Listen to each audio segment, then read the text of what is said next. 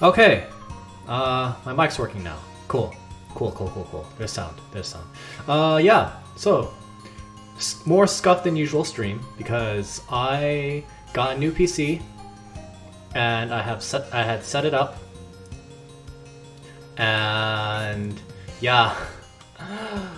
Yeah, none of my settings are here, you know, none of my usual settings, so like I had to set everything up all like last night, you know? And I hadn't had a test stream yet either, so I was like, shoot, I gotta do this, and I was like, oh no, I need to do things really quick, and you know, that's like, you know, I gotta like cook dinner and everything, so yeah. And I haven't even like mentioned and on any social media stuff that I'm going live. So let me just do that really quick. Hold on. Let's see, Twitter. Let's see. Yeah, how's everyone doing? I'm doing good. I think I had wanted to mention this during the Omori playthrough, but like I was just really busy. The finale of the Omori playthrough, like that game just distracted, like everything about that game just distracted me. So, yeah, I mentioned that I got a new wok, and like also, I also refurbished a cast iron wok. So like I was really excited to do that. All right, let's see here. Drawing, stream. Gotta go through all my discords too. Yeah, so that's about it. Yeah, sorry for the lack of prep. But yeah, it was just like I was just like doing everything extremely last minute. Just like college, just like my college days. All right, I just send a few more messages. Let's see.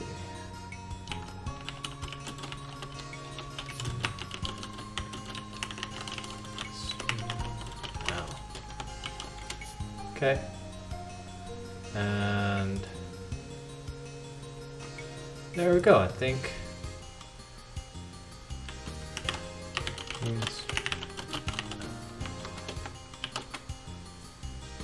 Alright, and I think I'm good. That was a rough bit of scuff, but now we're doing it. Oh yeah, I worked on this drawing a little bit over the weekend. And yeah, I changed up a few things. I think last you guys saw this drawing, she had green skin, but I decided to go for more like, just like a brown skin.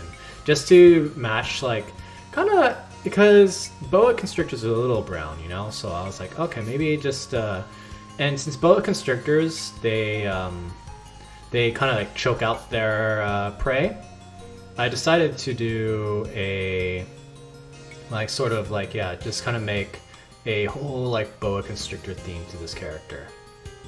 That's what I'm going for. Alright. But yeah, like shipping delayed got shipping got delayed with my computer, and it's a pre-built computer, and oh man, like I wasn't sure when I was getting the computer. Like I was really worried that it wouldn't come by, because it said initially they had said like, okay, it's gonna come by on Thursday, and I was like, cool. I'll spend Saturday like testing things out, installing everything I need, and doing all that stuff. And I'm like, okay, cool. And it never came. And it didn't come until maybe Sunday or something like that. So I go in and I try to, I didn't get to set it up until like yesterday, like after stream, and I was like, okay, I'm gonna spend, and I ended early, so like I was able to spend some time just like, okay, This is setting up all my cables, setting up like everything else, and like making sure everything's running well. I got PRPR Live working.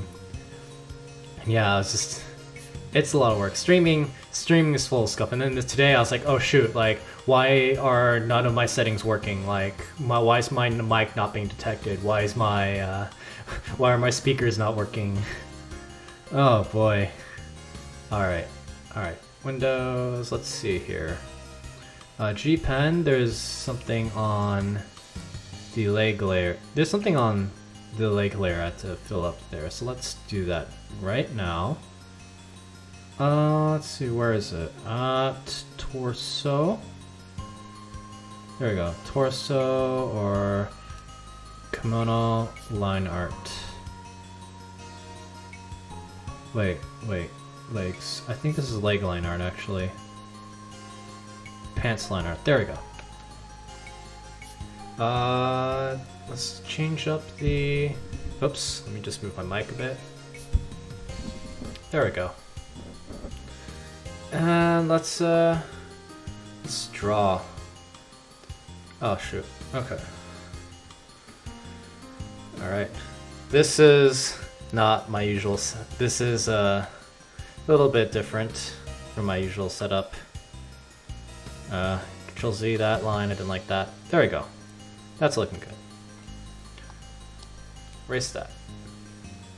But yeah, I changed a lot. I updated how the sleeves looked. There's no like kind of trim. I decided to remove the trimming of the kimono, and just decided to go with like a flat color.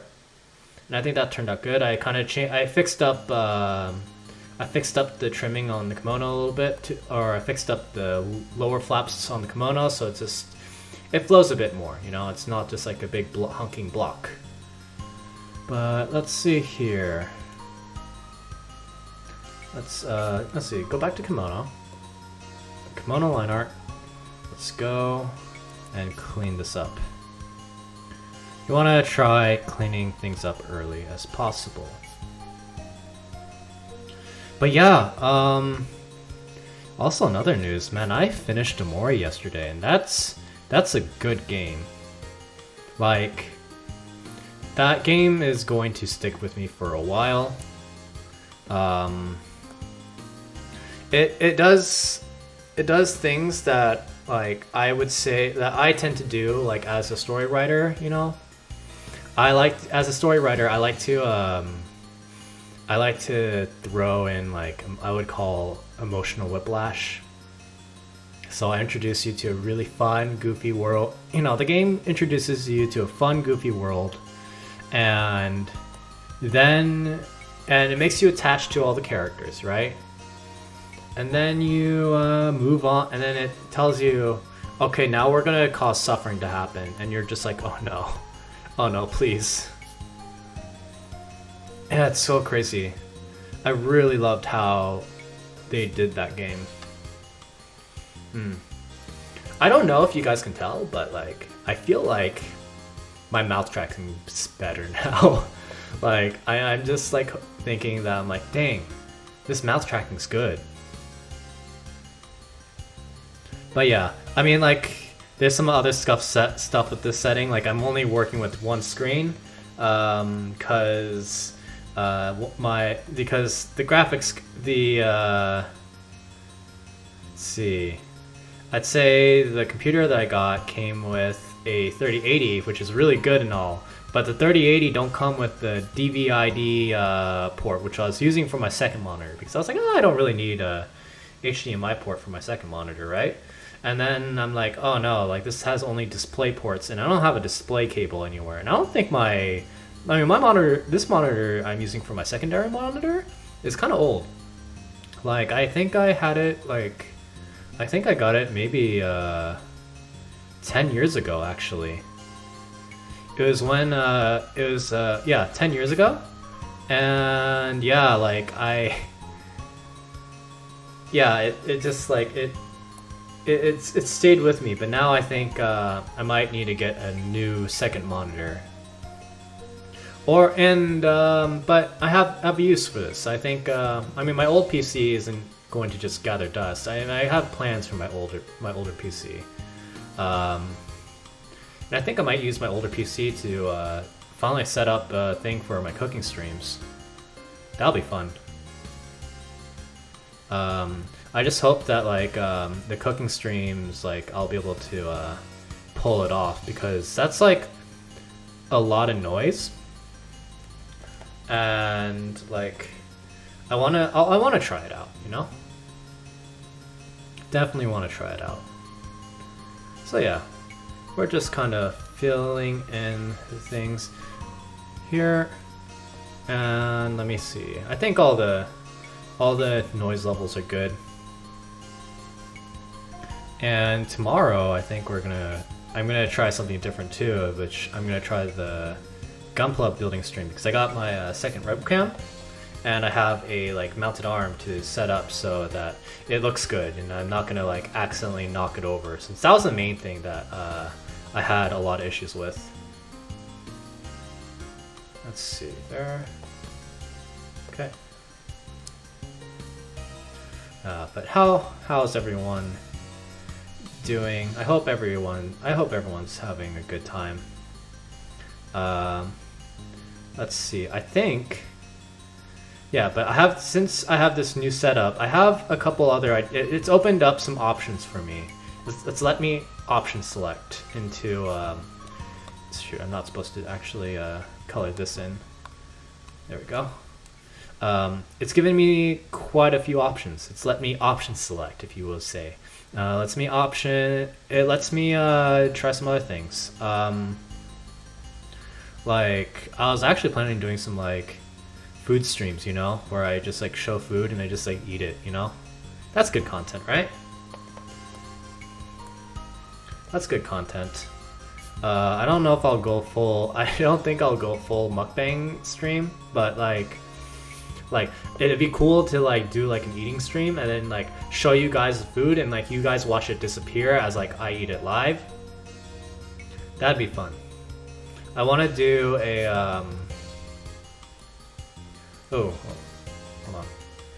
See, yeah, I definitely want to try doing a whatchamacallit. I wanted to eat some weird foods on stream and do some food challenges. Like, I wanted to do the 2x spicy ramen challenge, you know? Oh yeah, I need to actually set up a good like. I have a overlay for a chatting stream, but I just haven't set that up yet, and so I think that would be a good. I think that'd be a good way to do a just chatting stream. It's just like do food challenge, you know? It's not the most original concept. I think like a lot of other people do this sort of thing, but hey, you need to start somewhere, right? Okay. Yeah, and then like, you know, those are always fun for a laugh. Think those are, I mean, that is also like a shorter stream too, so yeah, figure things out. But yeah, because like my PC is now beefier, I can also, it does open me up for some other streams too. Like I can do Titanfall too, I think. I mean, I think I always was able to do I was always able to do Titanfall 2, but like playing it like at a nice high fidelity and then like also streaming at the same time, I think my computer can handle that aspect now. I just need to get my second screen set up. In the meanwhile, I was also thinking some other games to start streaming. I was just kind of thinking about like, oh, like, what can I do? What can I do? Because one of the games I want to do is Zone of the Enders. And then I got, let's see, what was it? I think, let's see, let me just look at my Steam library real quick.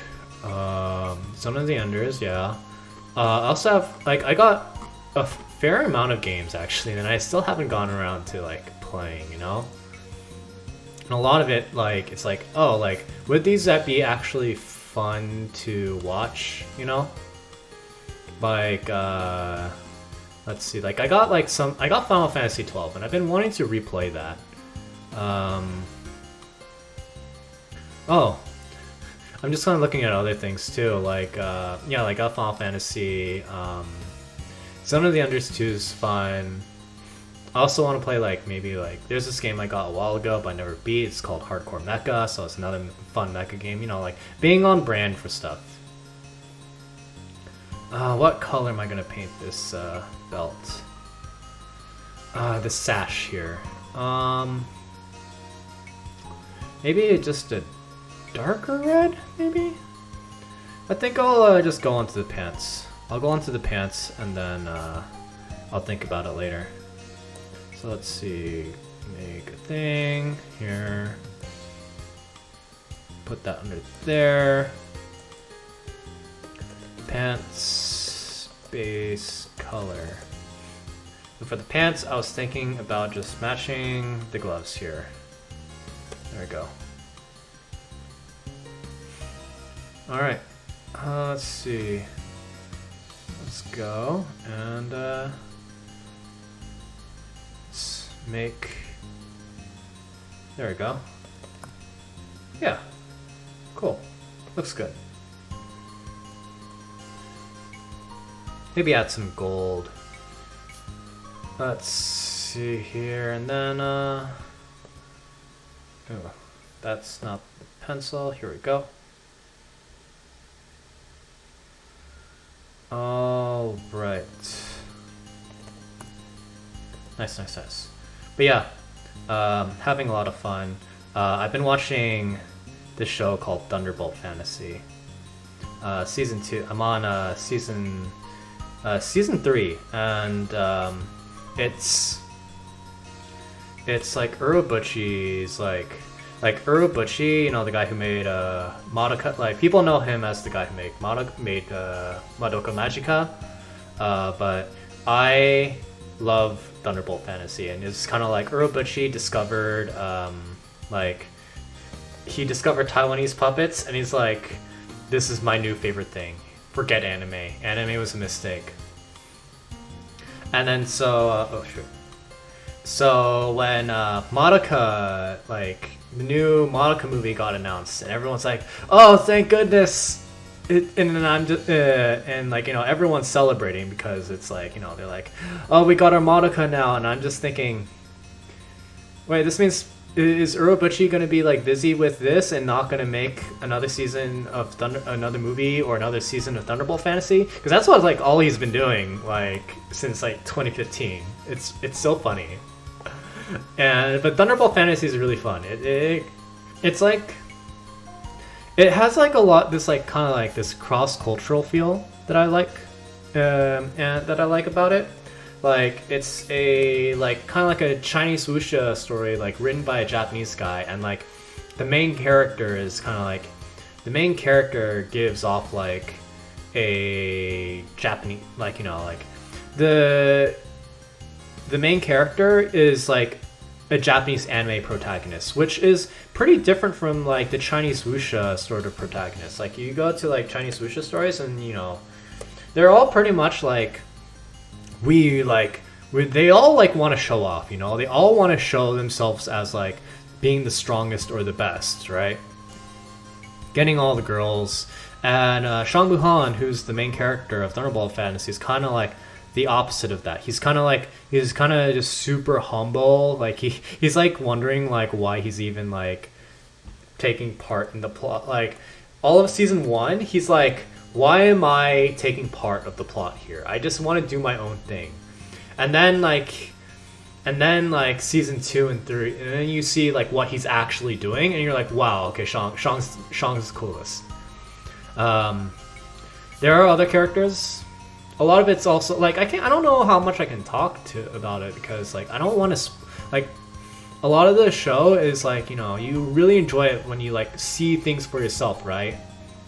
And so like, I don't want to exactly spoil it, but at the same time I also really want to talk about it. It's hard to get like people to watch it too, because like, if you go on, I think it's on Crunchyroll, but when you go to when you watch it, they use all the kind of, I think it's Chinese names. They use all the Chinese names for all of the characters, but it's like oh no, like it's like it's because it's Taiwanese puppets with like produced by a Japanese company, right? So like you're dealing with Japanese voice actors, which it's a stellar cast, right? It's such a stellar cast of like, you know, the who's who of anime. You see you recognize all these voices when you're watching this show. And you're like, oh shit, like all of these characters, you know? Let's see. Speaking of which, I need to see what I want to do here. Make this maybe a lighter gray? Or actually, I'll just stick with the same color. Yeah. Yeah, and overall, like, you have this really great, like, show. Like, I have all the Nendoroids. Oh, okay, I don't have all the Nendoroids. I have 2 Nendoroids of Thunderbolt Fantasy, but I'm missing 2. One, because I don't really care for the character. I don't really care for the character that they had. And 2, the other one is the character that I really want, but the Nendoroid is like $200 right now, and like I'm just gonna have to wait until like they do another release of like this figure, because I'm like I can't get it anymore. Like it's way too much. Like the other figures for Thunderbolt Fantasy are only like let's see, like they're only like, you know, like $60. You know, I mean, Nendoroids are like, you know, they're pretty pricey, but you know, like that price for a Nendoroid isn't that bad. You know, like I mean, that's like the average price of a Nendoroid, I think. Let's see. Maybe I should make the belt gold. Oh wait. Let's get a gold color here. For the pants right here. This trimming. There's a little extra thing there that I'll probably have to clean up. There we go. And then I want to make a pattern like on... I do want to make a pattern on the kimono and the pants, but I just don't know what I want to do. There we go. Here we go. Yeah, alright. Let us get to... Alright. Yeah. But yeah. Thunderbolt Fantasy is great. It's such a good show. Like I'll gush about it for forever. Like Shangbu Han people call him Tire Daddy online, and that's pretty much like what he is all the time. He's just kind of like tired all the time. He has to like corral all like the kids around, and then like he's just like yada yada, you know that sort of thing. It's like everything I aspire to, like, you know, like, it's like everything I aspire to be. It's great, you know. Though he does have a pretty bad habit of like not going for help, you know. He feels like he has to, you know, hold the world up on his own, you know. And he doesn't try to use the power friendship, though. Like, you know, power friendship helps. Sometimes you gotta rely on the power of friendship. Speaking of power of friendship, man, I'm just thinking back on playing Omori. That game is definitely a game that's like all about the power of friendship. Or not, I suppose, if you go like a certain route. I think like I looked up details on like the other routes of Omori. I'm just like, dang. And apparently I got like the secret good ending of Omori. It was great. It was good. I was like, oh, nice. Okay, let me go to here. Nice. Boop. There we go. That looks good. Alright. And let me see. Still kind of thinking about like what I want to do with what do I want to do with this? It's it like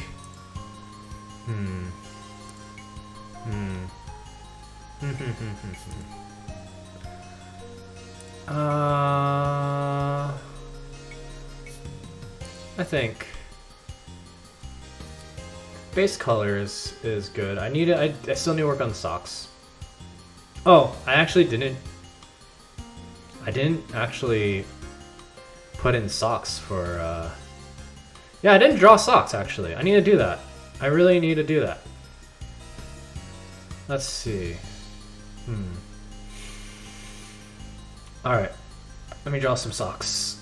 Pants line art, let me just do that. Let me figure out where this is. Shoes. Shoes line art. Okay, erase that. Let me change you up. Let me go back to Gpen Chan, and let's go to the layer and let's add socks line art. Line art. Okay. There we go.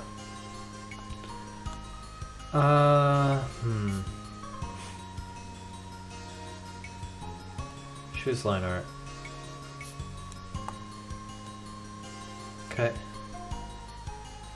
And socks. Let's I'm gonna do the socks.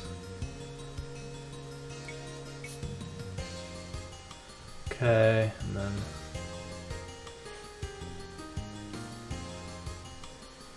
then yeah.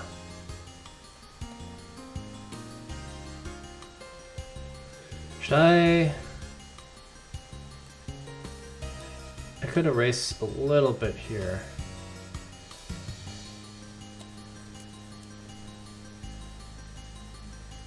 Then kind of get this to be a little like that. There we go. Then there we go. But yeah, there's definitely like more games I'm just thinking about playing. There's also Titanfall 2. I did get Titanfall 2, and I haven't played it yet. But I should. I don't know why like I haven't actually played Titanfall 2 until now. But I think I should. And then maybe I can find some other VTubers to play Titanfall 2 with, because I heard that the online's really good, but like no one's playing it because everyone's playing Apex. Alright, so pants line art. Go. There we go. Then for here, let me think. Yeah, let's go with shoes or socks line art.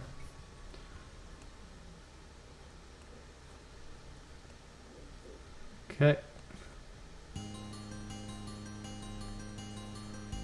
Then it kind of goes in like that. Let's go to the shoes line art, see what I can erase. Okay, erase that.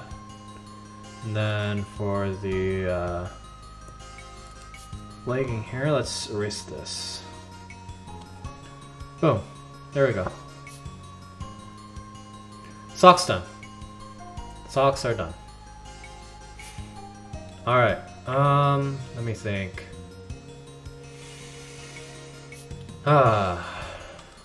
Alright. So legs, let's get in. So pants are done. Shoes. Alright, let's do base colors. Let's do. Alright. Let's see. Skin base color. You are a little bit too high there. There we go. And then there we go. And we're gonna grab that, fill this in. Wait, no, that's not the pen I want. Back to monochrome. Back to the monofill. I've started to really like the monofill pen for like kind of like this coloring outline, just cause it like I can just like clearly look at the pixels and see like where I need to fill in. There we go. Oh, oh, oh. There we go. Da, da.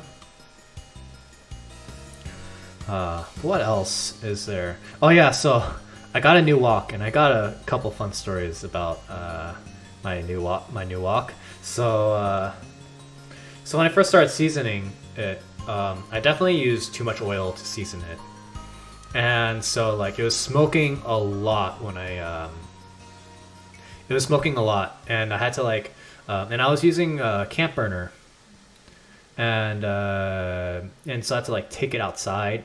Otherwise, like, you know, I didn't want to like cause a lot of smoke, and I was like, okay, cool. And then I tried cooking with it the other day with like just like a stir fry with some like leftover noodles I had, and so I decided, okay, I'm gonna take it outside. But then like I had left it on with like hot oil in it, and nothing inside, like no food or anything, just hot oil, and left it heating as I was like trying to find the soy sauce.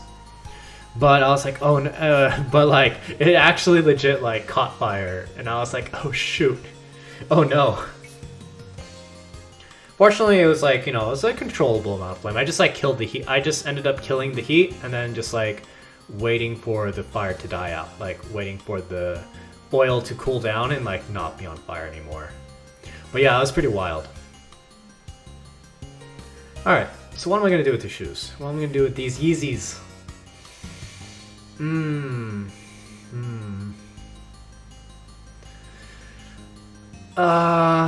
Kind of want maybe a yellow. Maybe another yellow. Like I do like having yellow trimming on here. But what color? What color, people?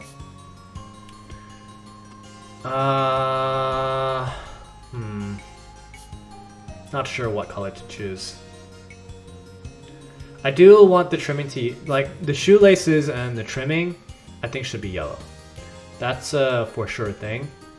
But I don't know what I'm going to do with, like, just the base shoe color. Nothing's really screaming out to me just now. I guess in the meanwhile, I could always, like, focus on something else, like coloring something else.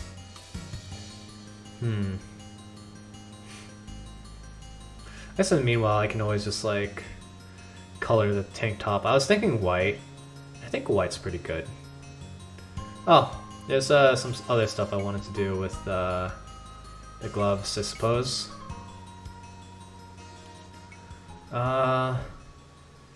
Should be red or another yellow. You know?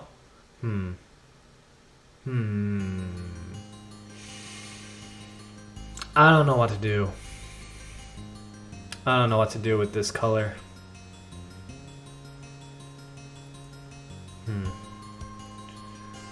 Okay, so I gotta choose a color though. Let me just do the trimming at the very least. There we go, shoes.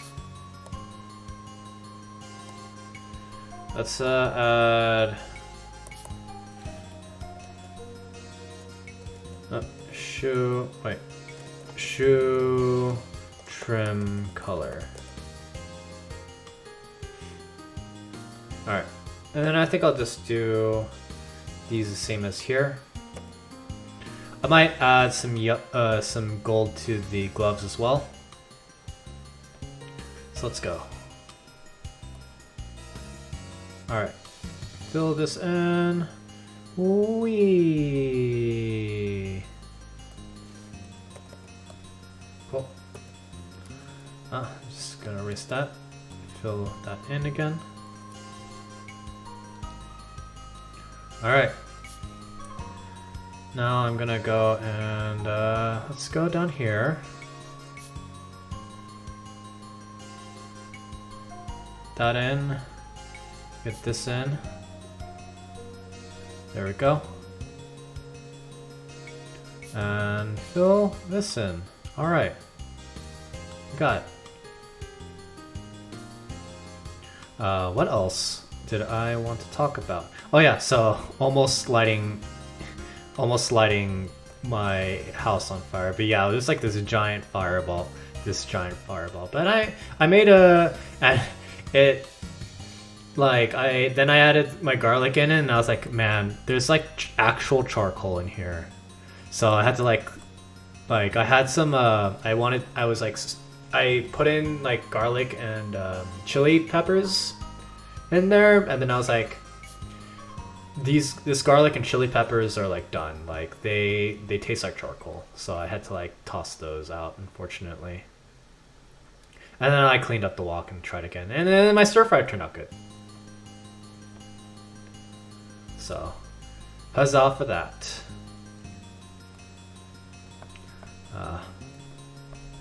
Also, let me think. What else is there? Yeah, like I'm having a fun time cooking. Also cleaned up a cast iron skillet, and that was like a lot of muscle grease. You know, you gotta like put a bit of like elbow grease in that, you know, to make sure that like you get make sure you just like get all that rust out, because it was like like I was helping a friend clean up his place, and I was like, hey, you got this like cast iron here, are you gonna do anything with it? He's like, no. And I was just thinking, well, can I have it for helping you like clean up your house? He's like, oh yeah, sure. And yeah, I was like, nice. And I got a free cast iron skillet out of that. But it actually took me a while to actually go in and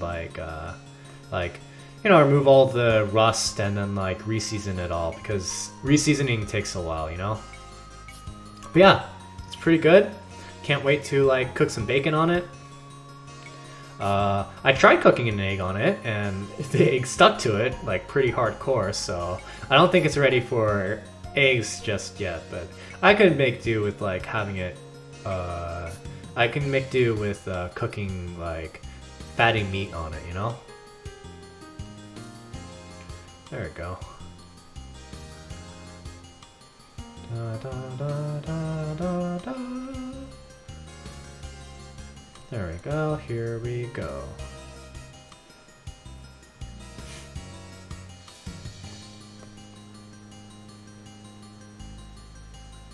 I don't know, like I always use a lot of yellow in my like drawings. It's like a good solid secondary color. I tend to use it, I mean, like, you know, it's a primary color, right? So you tend to want to match it with like another primary color. But I never really am interested in using it as like the prime focus of my drawings, you know? Like I'm usually going to associate usually gonna have like the yellow be the secondary, but I'm never having it as like my primary color. I'll choose a different color for that. Maybe I'll do something else for like another OC if I ever draw them. Here we go. And fill this in. There we go. Cool. Alright. Let's go and color this one now. Da, da, da, da. There we go. G. Fill. Then let's do that. Da, da, da, da, da, da, da, da, da, da, da, da, da, da, da, da, da. Alright. Then we got here. But yeah, I've been also thinking about like playing Final Fantasy XII on the stream, because like it's been a while and I never actually played the remake edition. Yeah. Nice color for the shoe ties. Thank you, Samri. Yeah. Yeah, like it's just like a nice gold trimming. Though I don't know what to do with the base colors. I'll figure that out later. Let's see, time to do that. All right. Da da da da da da da da. And here we go. Drawing the OCs. Boop. And there we go.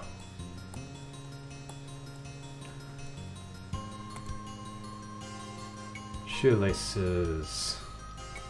When I was in high school, like, I was kind of one of those kids. I was like, I don't want to deal with shoelaces, so I got like, you know, those like slip-on shoes. And man, I got made fun of for that growing up. I was like, they're so economical though. I still have like I still have a good pair of like, I think Vans that like, and like actually now like there are definitely shoes that like you can wear to in like, you know, they don't have laces, right? So I was like, hey, I was a trendsetter then. Then again, it was like a pair of Skechers, so like that wasn't like a hip brand, you know?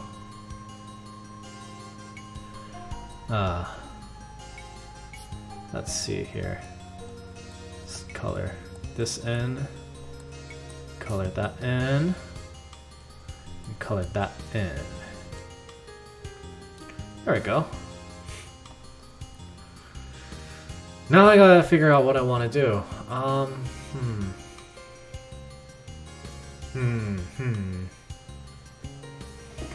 What color do I want to make the shoes? That's the deep philosophical question.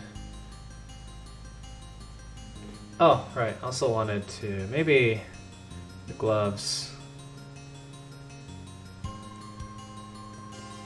Gloves padding. Color.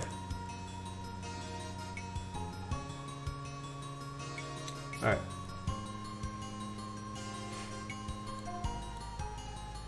There we go.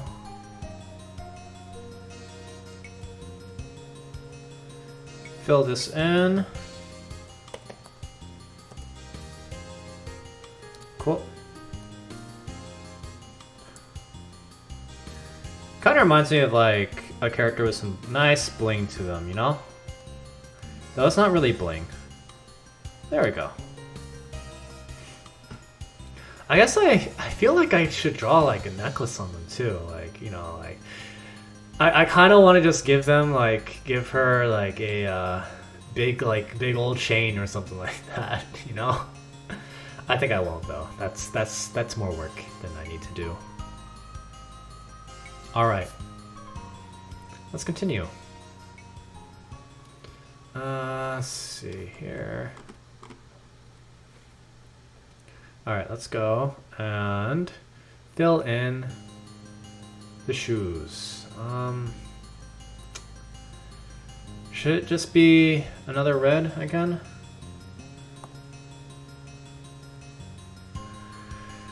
Maybe a brighter red.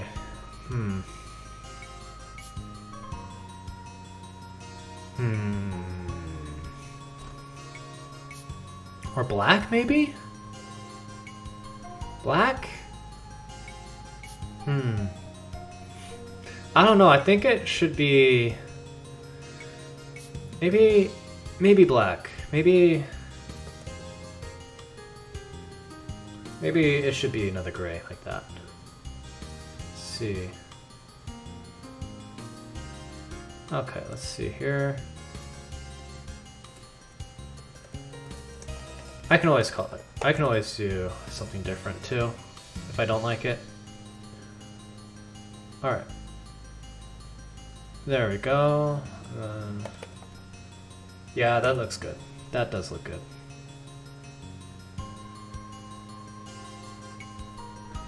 Alright, fill you in.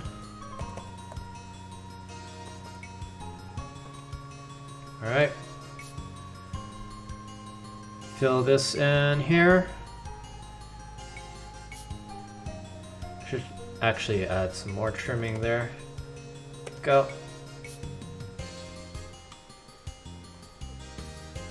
Da, da, da, da, da, da. There we go. Hold that in. Oh, oh, oh, oh. There we go.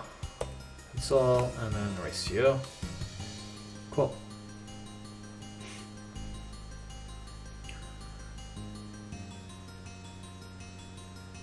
Alright.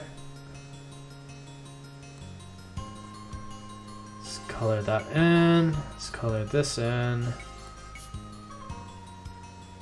There we go. Hey, yeah.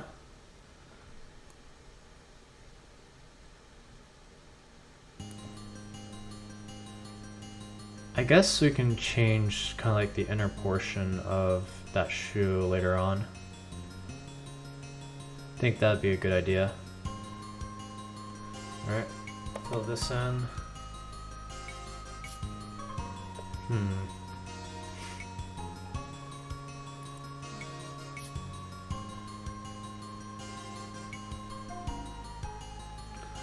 Let's add some more yellow to that trim. Alright, oops. Alright, pencil, and then let's go back to the trim. Let's make this matching yellow too. There we go.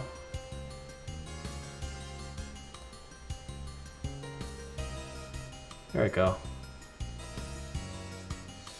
Fill that in. Nice. Cool. And then let's go to the other side. Let's go and fill you in there too. Here we go. Alright.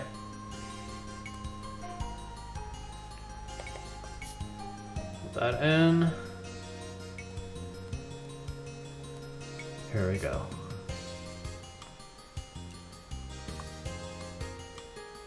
Oops, gotta get rid of you too.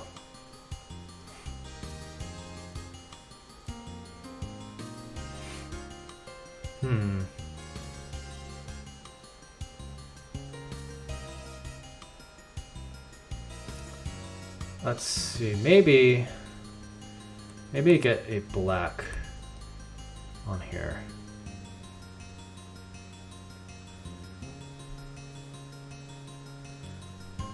Let me grab a black here.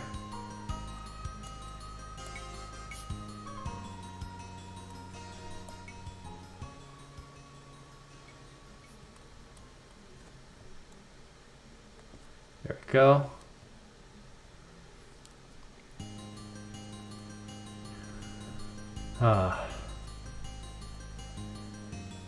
I still haven't played any, like, I just realized, I haven't played any, like, really fancy games on my computer yet. And yeah, I mean, that just ends up being like a thing where I don't, well, I mean, like, just the whole thing of, like, man, I haven't had time to really play very many games in general, you know?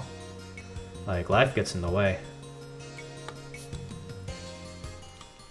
And that's just kind of like a thing of, like, you know, growing up. I was watching this Vtuber Randon, like, he said the same thing. I'm like, yeah, that like, and he's like a guy who, like, works a full-time office job, and I'm just kind of thinking, like, yep, that's how it goes. And it's not just like, you know, like, oh, I'm gonna go home and, like, plop down and, like, play video games right away. It's like, no, look, you gotta, like, there's other stuff you have to do. Like, you have to figure out, like, what you're gonna eat, you know? Like, eating's important. And especially with, like, people who have office jobs, right? Like, I have an office job. And we had to, like, start looking after our bodies too. Like, we gotta, like, okay, it's like, you gotta, like, work out too. We gotta find, like, time to exercise, right?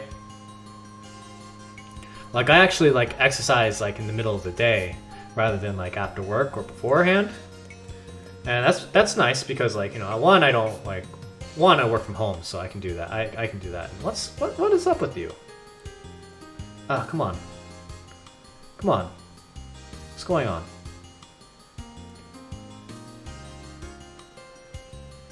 Oh boy, my screen's not... My screen is not at all cooperating with me. Alright. Let's make this like black part. Oh, this back part black. There we go. These are some nice shoes. I would wear shoes like these, you know? I feel like I would wear shoes like these.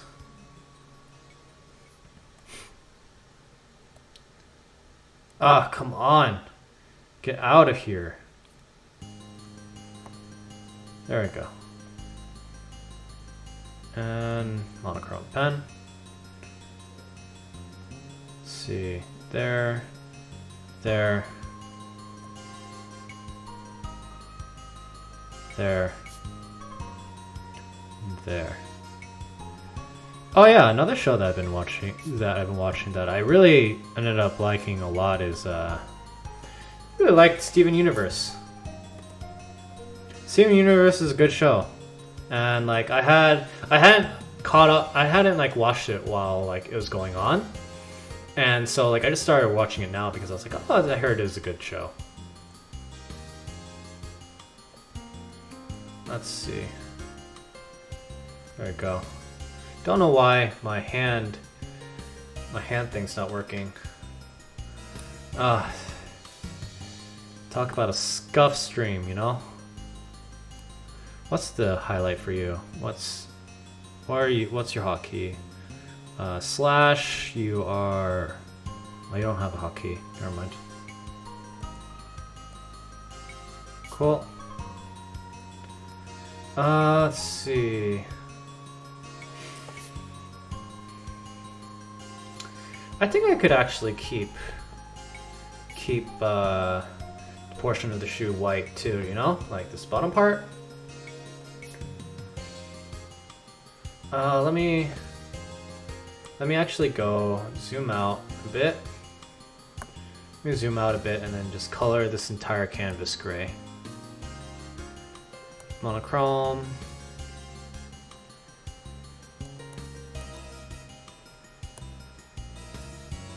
Let us color this entire thing gray. Oh boy, that's not what I wanted. That's not what I wanted at all.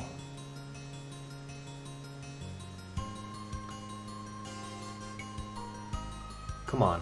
Alright, use my mouse for that. Okay, so what was this layer again? Oh, okay, that was like all those drawings. Let's add, let's see, gray layer.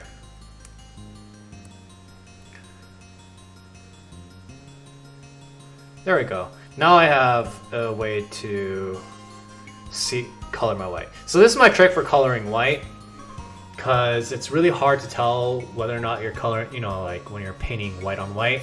So I just put a layer of gray. I mean, you guys have seen me at this point. Like I think people have seen what I do for drawing in general. I tend to draw on gray.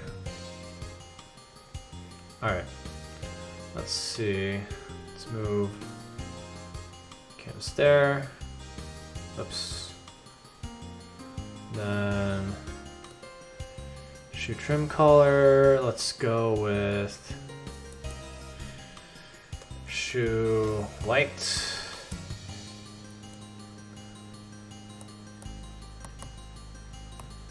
There we go.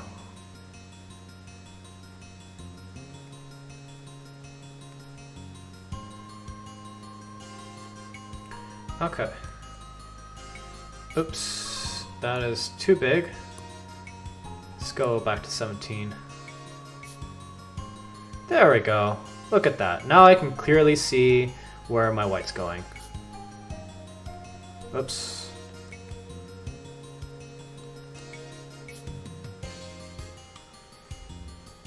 Alright. Let's do this. Cool.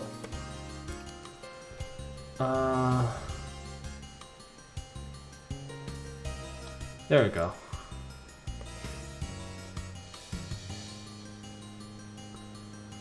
There we go.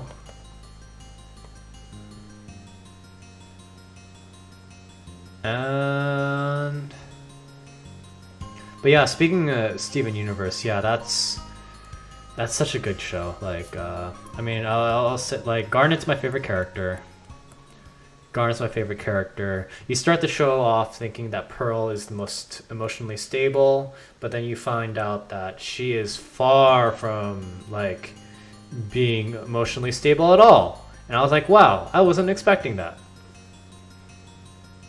And, like, they did a pretty good, like, amount of writing. They really respected like the audience's like emotional intelligence, you know. So yeah, I had fun with that. Let's see, let's go. Wait, Nani? Oh wait, no, wrong color thing. All right, let's color you. Alright, let's color you. Let's go down to here. And let's go here. Boom. Alright. And color you white too.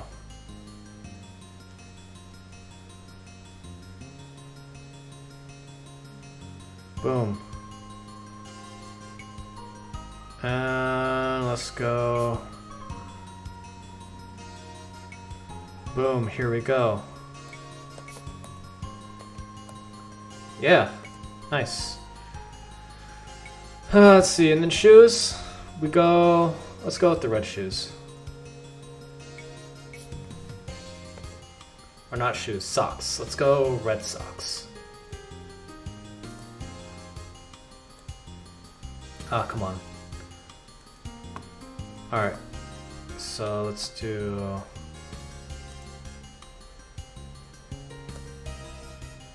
And we can put the socks around, like, bottom. Sock space.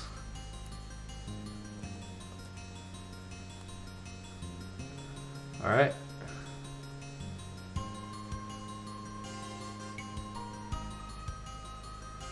Then let's fill you in like that. There we go. And let's move you. Let's do socks here too. All right.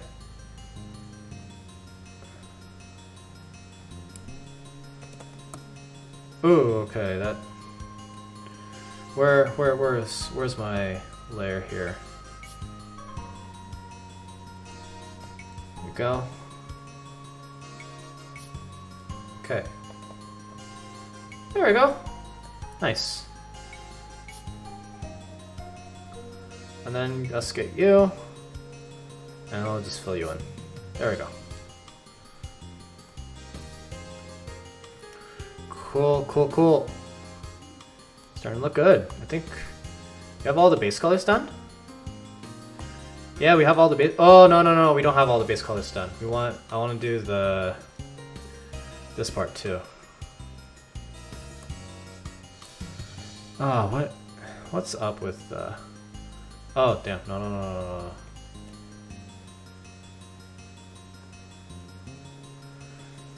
Alright, let's see here. Shoot.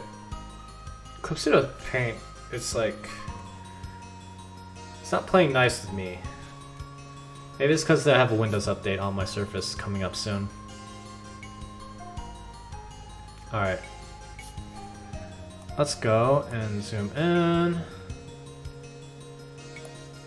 There we go. And let's go paint it white. Alright, let's see you.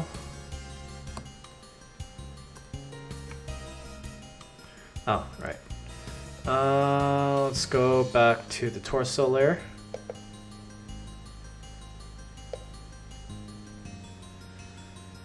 Kimono base, inner shirt base. Skin base color, where's that? Oh. You're not in the right folder. There we go. Okay.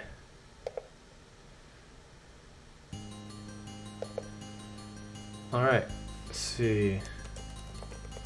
Shirt base. Alright.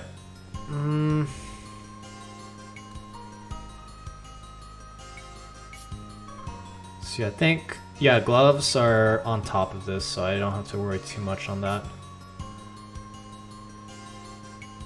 Hey, alright.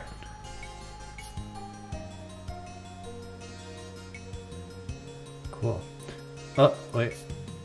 It's still above the skin layer. Okay. There we go. And let's trim that bit off here. There we go. And there we go. Fill that in. Erase you. And let's fill you in. There we go. Nice, nice, nice, nice. Hey, So!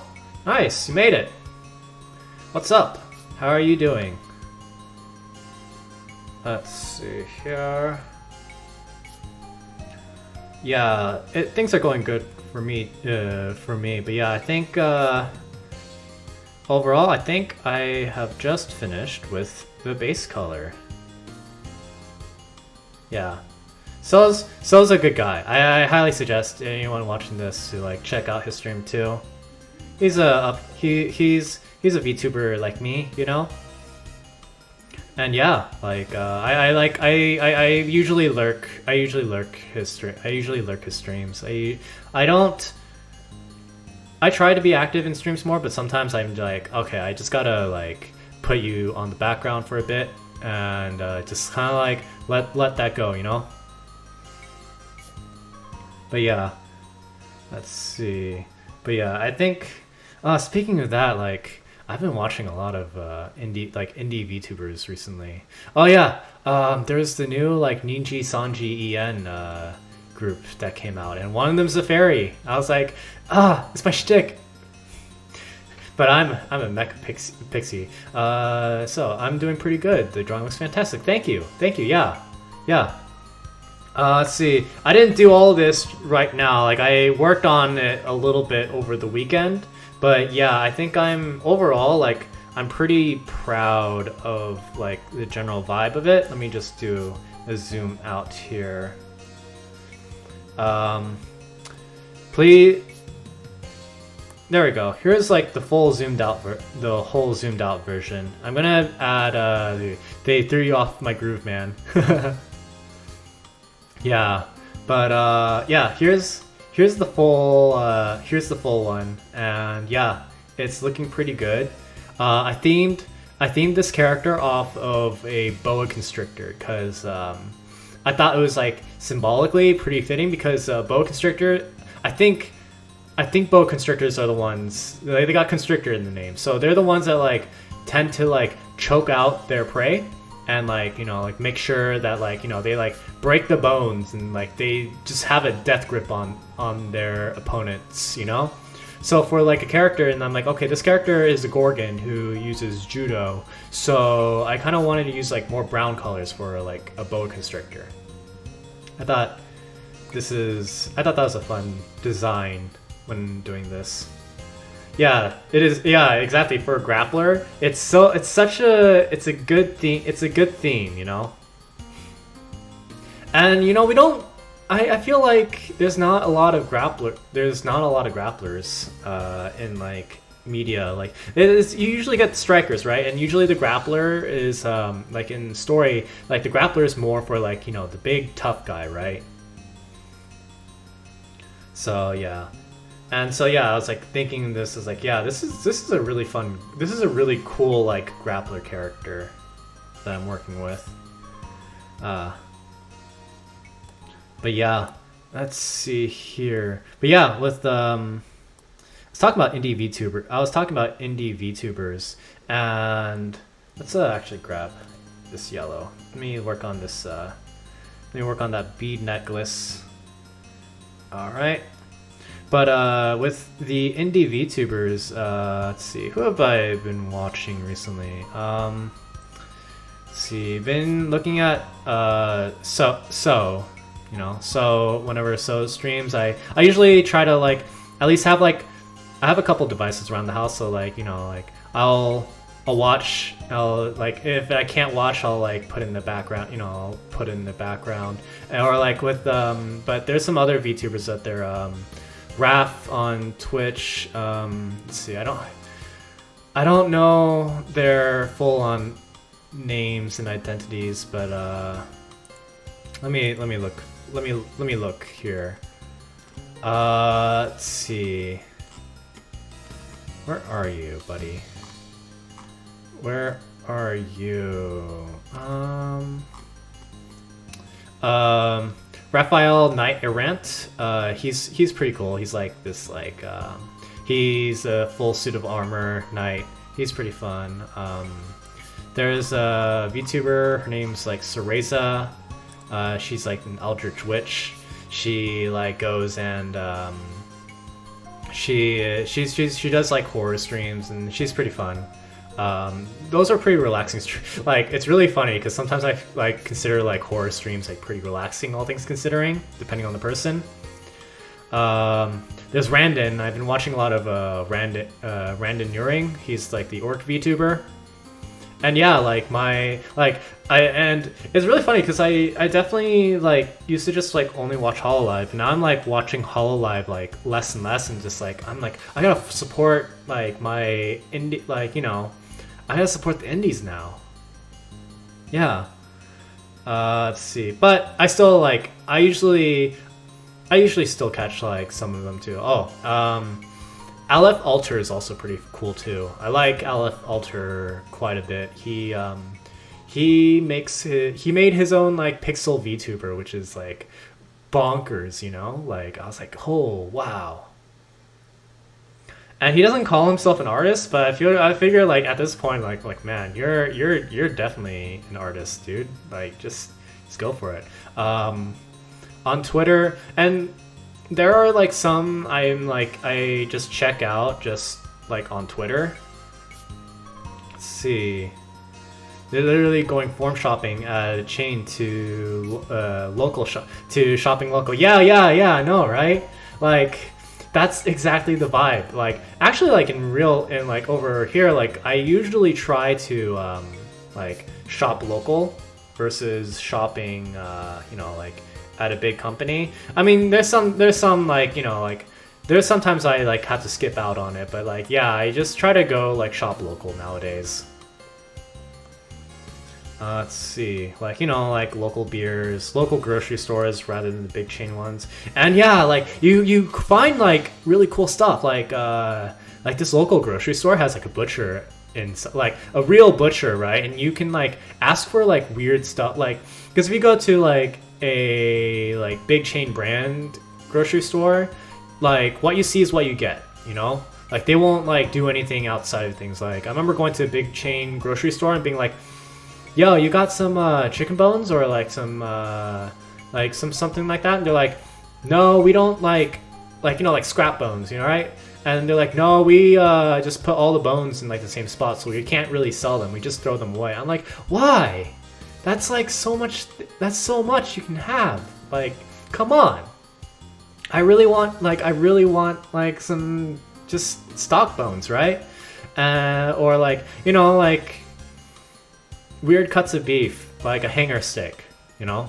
I've been in love with hanger steak, by the way. Hanger steak's so great, so good. And so so this small grocery store that I go to, they have like a butcher, and they're like, I was like, hey, you have hanger steak? And they're like, oh yeah, let's check in the back. And then like they like check in the back. It's like, yeah, we got some like right here. Let's let me cut it up real quick. Or like, you know, or I was looking for like, I just want like a slab of pork belly so I can make bacon. They're like, oh yeah, we got that. Here, let us cut it up. And I'm like, dang, these guys are like, this is a real butcher. Or like getting like a good Packers cut of brisket. Let's see, hanger steak is underrated in all honesty. Yeah, I mean, like I think it's, for me, I don't usually use flank cuts, you know, like in the past, like I've been doing a lot of like, you know, just like the standard, you know, like New York strip, you know, like stuff like that. And so like I'm like trying to work with like, you know, like other cuts of beef. So like I bought some flank steak. I did buy some flank steak earlier. I need to like marinate that. But like the thing I like about hanger steak is that like it's just easy to cook, you know? Like you can just cook it like you would a regular steak without needing to like spend like the same amount of money as like I don't have to spend the same amount of money as like a New York strip or anything like that. It's like, all right, it's like it's a little bit more expensive than like I think a flank than your flank cut, but then it's like cheaper than the New York, and that's why I liked it. And it's also like just easy to cook, you know. Let's see, what was I doing? Eyes. Mouth. Okay, so that goes above the skin, but under the snakes. Let's go. Wait, move there. Bead, base, color. Cool. Or like, you know, like I was like, hey, I want like just like a pork shoulder, and you know, they got it. Well, I guess most places sell pork shoulders. There we go. Yeah, I think most places sell pork shoulders. Pork shoulder's a good cut of beef. Or not beef. Well, what am I saying? Pork shoulder's a good cut of beef. What am I saying? Alright. There we go.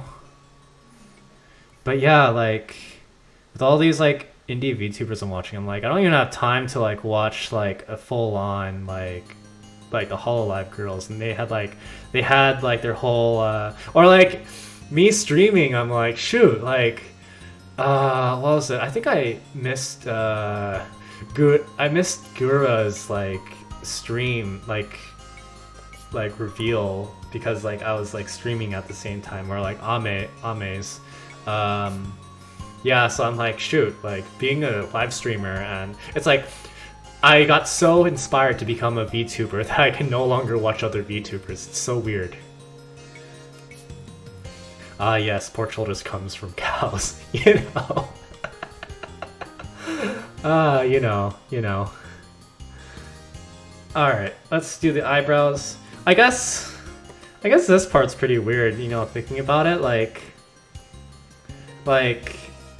I don't think I've drawn, like, this character doesn't have hair. She has snakes, but then like her eyebrows are the same color as her snake hairs. Just roll with it. Or maybe I'll just make them black. Maybe I'll just make those eyebrows black. Or oh no, is my keyboard out of batteries? No? Come on, alright. Weird. Alright, let's see, let's get that black color. Boom, paint. Alright, we good. We are good. Oh, that's why. Color. Cool. Alright, yeah, let's do this for that. Cool. Yeah. That works. Okay. Yeah, that works, black. Alright. Now I gotta figure out what I want to do with other parts too.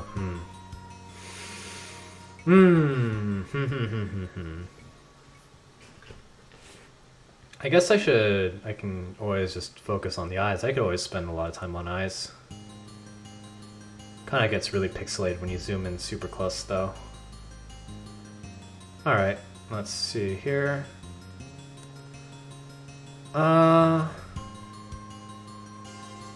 Let's do... Let me think here. Colors. Because I could always... Let's do a blue, like, kind of like... There we go. I think I like that color. And let's look at our brushes. Let's see, Gouache Brush. Yeah, let's do that. That's one way to get lost in someone's eyes. Yeah. Yeah. Like, you just zoom in super hardcore. Like, I always want to, like, make those, like, really detailed eyes that some people draw, but I'm just kind of like, I tend to, like, not draw, like, big, like, I'm not drawing big enough, right? So it makes it hard to really get everything I want. Let's see, let's go to the eyes. Alright. Add a layer. Iris shadow. Alright, let's go.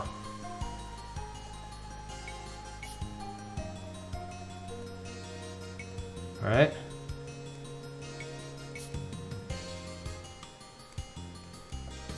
Cool. Alright, we do that.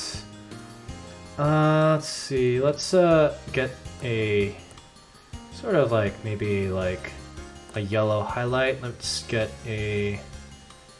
my G pen. There we go. G pen, and then what brush opacity? Let's do 2, and there we go.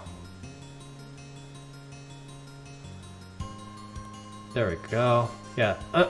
No, don't like the look of that one. There we go.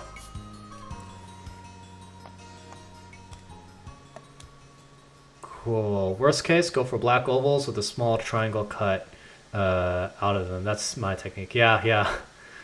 Let's see. That's always too. It's just kind of like, you know, like there's like different details. Like, oh, this is pretty cool. I think I like the look of this vibe. Let me zoom out, see how that looks. Ooh, yeah. That works. That looks cool. Kind of gives me like a cat vibe but yeah, I think this works. Alright. Oh, that was under the shadow. Whoops. Oh well. Let's see. Let's get this really quick. Yeah, it really works, yeah. Let's see. Blue accents. Let's get the squash color. There we go.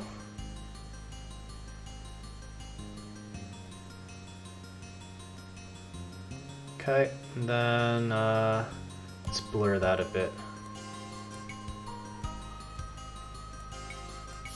Okay. And then let's see the squash. Let's go. Alright, light blue, and oops. Let's do the shadow of this. I think it's called sclera. I'm not good on pronunciations. Sclera shadow. It's just the shadow that appears just right below here. Let me think. Maybe not that color. Maybe it should be a little bit, maybe a more of a purple color. Okay. There we go.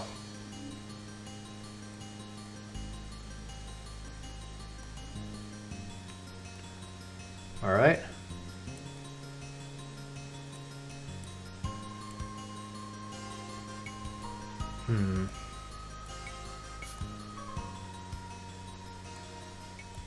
There we go. Nice, cool. Let's go with the. Let's go for lips. Alright, let's that. In anime, they tend to like ignore lips a lot, so I'm trying to do my best with like adding more lip, like, you know, like working on lips a bit more. Let's see here. Mouth. Whoops, shoot, that's not what I wanted. What did I do? What did I do? What happened there? What? Where are you? Where are you? What is this?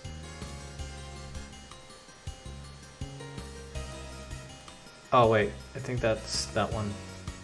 There we go. Okay, mouth, line art. Let's change this. Let's go. Mouth, base color. Let's just do like a darker color for just like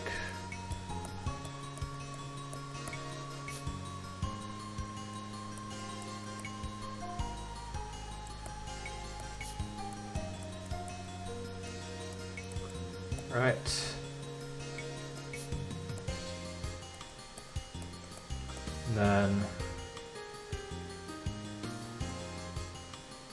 Then let's go.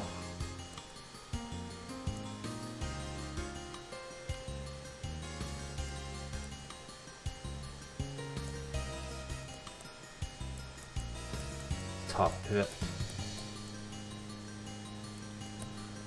All right.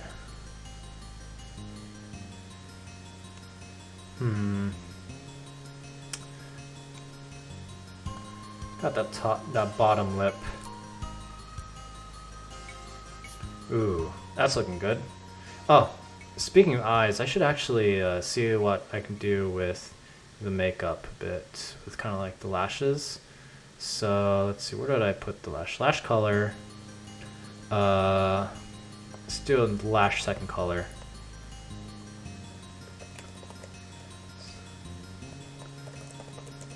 And let's go with another yellow. Let's go with the bright yellow. See how that works. And let's go with the pencil. Mechanical pencil. Here we go. And let me do a lighter color.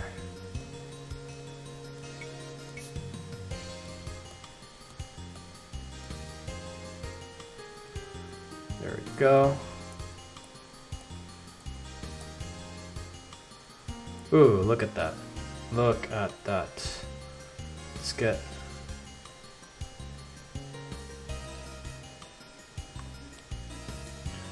Let's see, and then maybe a very vibrant red for here. Let's get this actually on a higher layer. Yeah, yeah.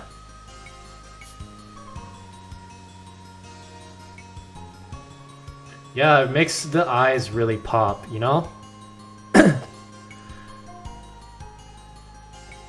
There we go. There we go. Yeah, yeah, that's good. That's good. I like this look. Let me remove a little bit from here though.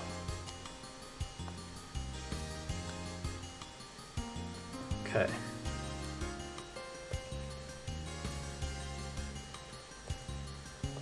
Pencil, let's kind of get that a little bit more on that. Yeah. All right.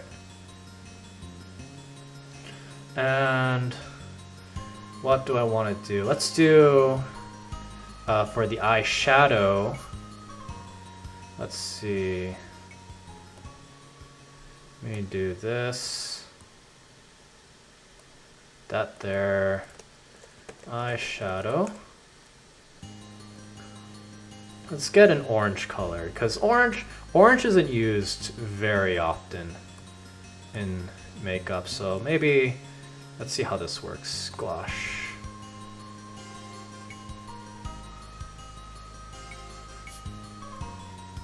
Let's see.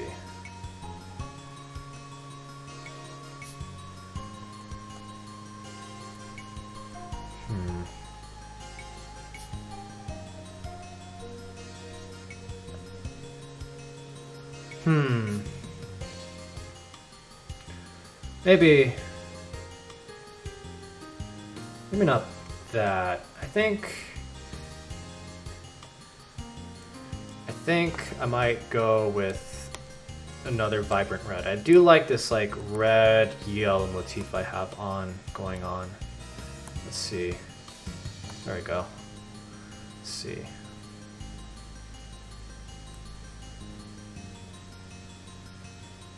There we go.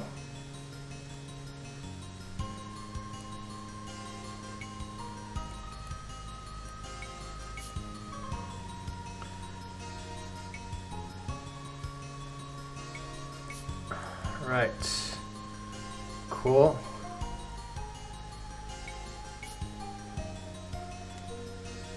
There we go. Nice, nice, nice. And then we can lower the opacity on that so it's less, you know, less intrusive. There we go. And then if I want another layer, let's try this out. I'm not at all like someone like, I'm not at all like an expert in makeup. I'm just kind of just like playing around. Eyeshadow under layer. Okay, let's go. Let's see. Let's go with the purple because I like purple. All right, let's do like this. All right. It's not as good. I think I'm gonna just stick with the red, just a single color. All right. Bam.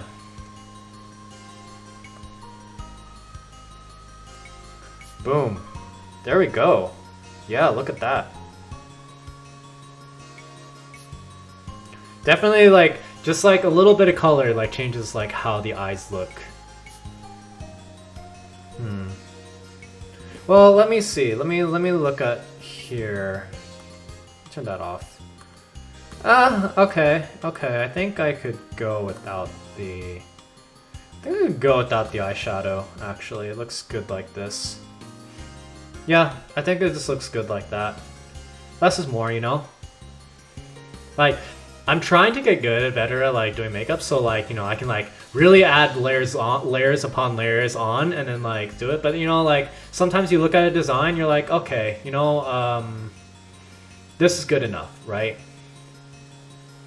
Like you have too much makeup on and then like like think about this. You have too much makeup on and then like that's gonna like smudge off in a fight. So yeah, I think for this character it fits better to have a little bit less makeup. You know, maybe something with the eyes. All right, let's work on shading, I suppose. All right, or let's try working on the. I guess I'm gonna work on the coloring for these snakes here. Let's see. Boa constrictors, because boa constrictors have a bit of a pattern to them. All right, so so there's usually like spots and kind of like a striped pattern. I guess it depends on the snake too. There we go. And then let's get a brown in there. Yeah.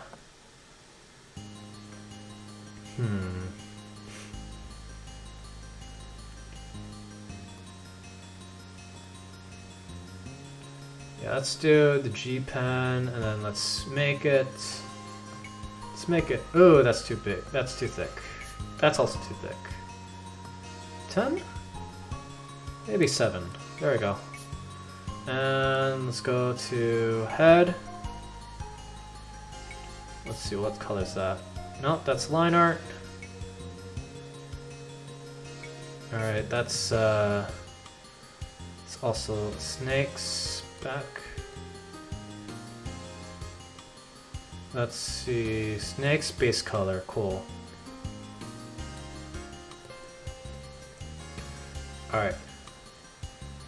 Snakes second color. Let's see. Why did the advice about makeup sound like it came from experience? I did have one experience with makeup, you know, like I think it was friends. We had a friend. I went to a friend's like kind of like one of my friends is trans, so she is kind of like within like the first year of her like coming out, like, you know, like starting her like hormone therapy, and then we're like, okay, so for our friend, well, like a lot of us were guys, right? So we're like, okay, here's the plan. We're all gonna dress up like girls, right? And and I was like, you know, I'm not gonna like just like go in like a whole drag. I'm gonna like full on just like try my best to look like a girl. So I got like my sister to help me out with applying makeup. And my sister knows a lot about makeup, so that's where I got like my knowledge from. But a lot of times too, like what I've learned is actually painting like Warhammer 40k models where I think it's War Machine. I collected War Machine for a bit, and they have a fair amount of female models for that. And actually, like part of like me figuring out like wanting to like draw like makeup actually came from me like trying to try to paint like makeup on these like small tiny figures, you know. But yeah, it's such a cool thing you did from a friend. Yeah. Like see, she's actually a Magic Missile. She's one of my mods, so yeah, it's we did that for her, and it was a real fun moment, and like everyone was like, yo Yig, why do you look so good? My wife now, but like my girlfriend, she was my girlfriend at the time. My wife was like saw photos of me, and she's like, why are you prettier than me? Yeah, why are you prettier than me? Wearing like as a girl. Cause I went all out. I was like, yo, sis, make me super pretty, okay? And my sister's like, got you, fam. Gotcha. Alright. So let's see. Snake's second color. Let's see. Wait.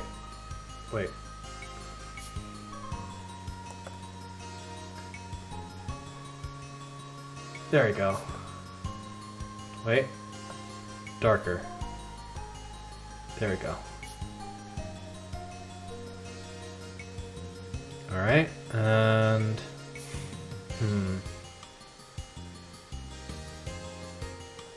I need to zoom in a bit more on here. There we go. But yeah, that's my cross-dressing story, and like it gave me a lot of insight what it was like to like wear makeup. And man, wearing a makeup's such a pain, you know? Like you can't, like, I have a habit of like, I learned that I have this habit, but I have a habit of like touching my face all the time. And I realized like while wearing makeup, I'm like, I can't touch my face at all. Why is this so painful? Or like, you know, like wearing, like another thing too is like, whatchamacallit? Like lipstick. Lipstick is crazy. Like lipstick is, you have to like, when you're eating, because we like ate, you know, we ate food, and we're like, I'm just thinking, how do you eat all the time when like, yeah, it's like when I'm trying to eat and I'm like, man, I can't mess up this lipstick. And it took forever to like get it ready. Like I was late for the party because like it took so long to like put on the makeup, right? And so like, you know, like when my wife is like trying to get ready for anything, I'm like, I'm not gonna rush her because I know that like a lot of time goes into this makeup, right? Like multiple layers. Yeah, like you like yeah, exactly. If you don't go like on if you don't like there's definitely a thing where it's like, yeah, you just don't know, like, as a guy, and then you're, like, thinking, like, man, this is hard stuff. And makeup's expensive, too.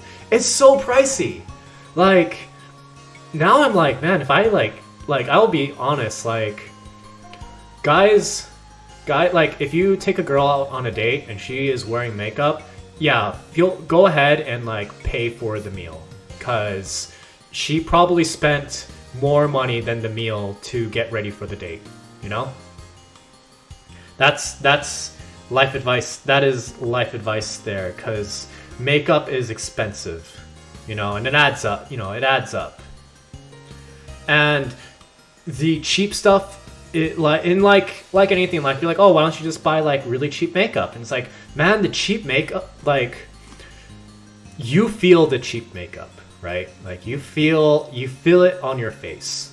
But when you have like more expensive makeup, that is, it feels like it's not there, you know? Like you're like, okay, like this doesn't feel like it is there. And there's like a lot of things too, like trying to find like the right skin tone, you know, like you try it out, and like shopping for makeup's a whole other thing where I'm like, miss, I go to the clerk and she's like, I'm like, miss, I need help. And she's like, oh, okay, like, yeah, this has been life advice for you. Thanks for joining. Yeah. I have plenty of good, I feel like I have plenty of like good life advice,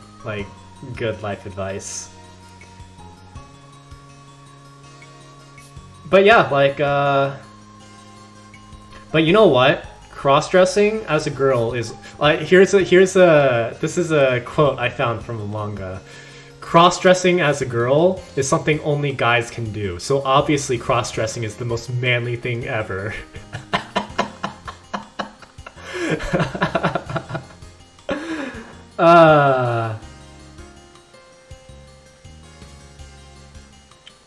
I don't know how to draw boa constrictors. I'm just gonna like make stuff up now. Just like, alright, let me just like draw some weird patterns here. Alright.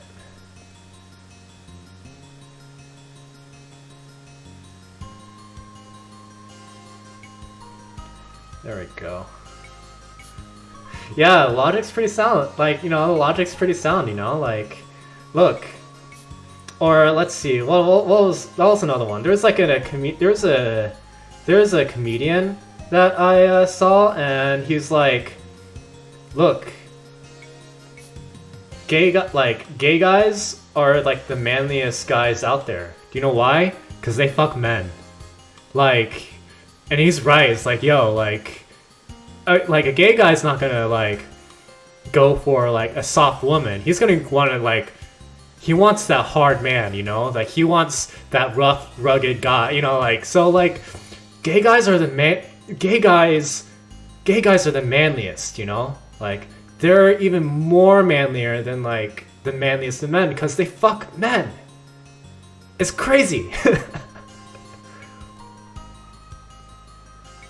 So yeah, like that skit like blew my mind. I was like, yo, like he's right, you know, like, and that's why, like, you know, like I'm not, you know, like I like growing up, I think a lot of it was like me being described as, you know, feminine, you know, like I was kind of like a girly kid, you know, like they would call me like a girly guy because I was like, you know, like sensitive and stuff like that. It's like, no, you know what I am?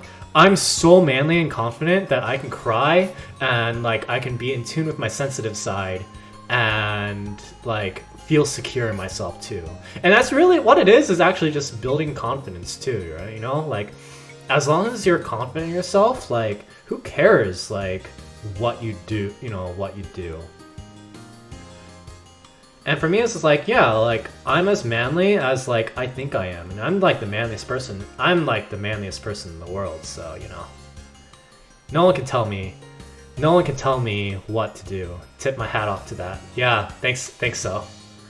Yeah, it's like... Let's see. Yeah, like... Who's to say, like, who can tell you, like, who you are? And you know, the same advice like applies to other, like, you know, you can be as feminine as you want. Like, you could be like a girl, like, you know, you could be a like, you know, like a female bodybuilder, and you're like, you know, like maybe you take like, maybe you like you're going for more of like that more like you know, that more like muscular look, you know, or let's see, and like, but you consider yourself like a girl, yeah, and you know, like doing masculine things as a girl or doing like feminine things as a guy, like that shouldn't honestly matter. That doesn't matter.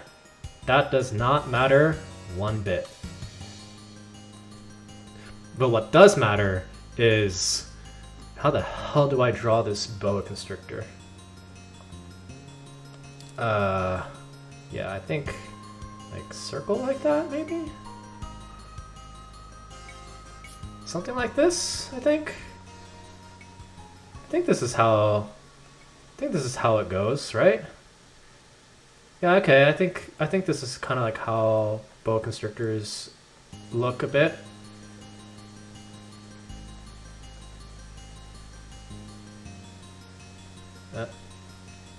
Scroll up.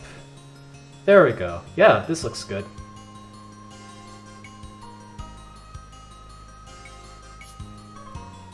I wish like younger Yig knew that, you know? Of like, yeah, hey, it's okay to be like a bit sensitive. It's okay to be a bit sensitive. You know, and like, heck, like, you know, like, I wish like your like you know, like that like confidence stat, like charisma stat is like super hard to like level up, you know, like growing up as a kid, you know? Like, I wish I was more confident. Like, I wish I had like half the confidence I did now, like as a kid growing up. Okay, there we go.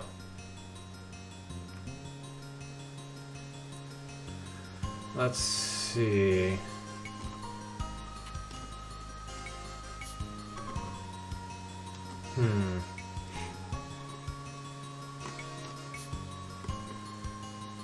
Right.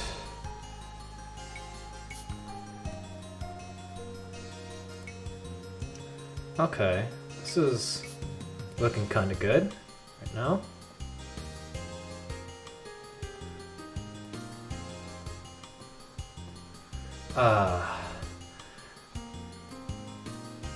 Yeah, why did you decide to draw a Gorgon character?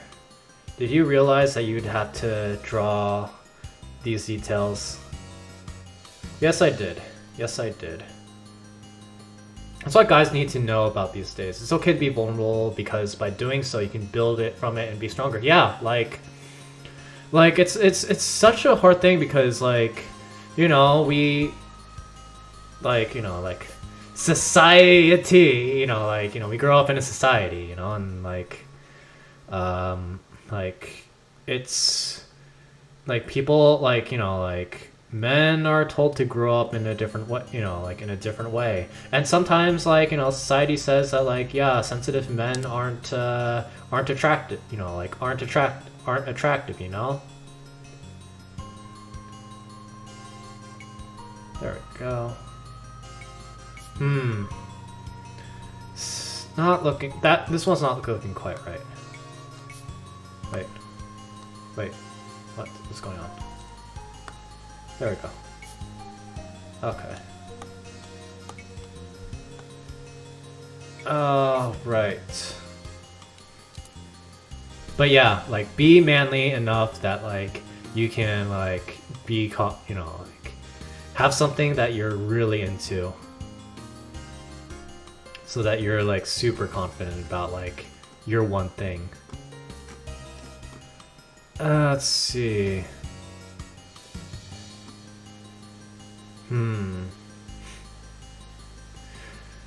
Okay, so boa constrictors are hard to draw. Cause like 50% of them is like, you know, like a certain way, and then at the like kind of like the tail end, they like start changing color. They start changing like texture patterns, you know?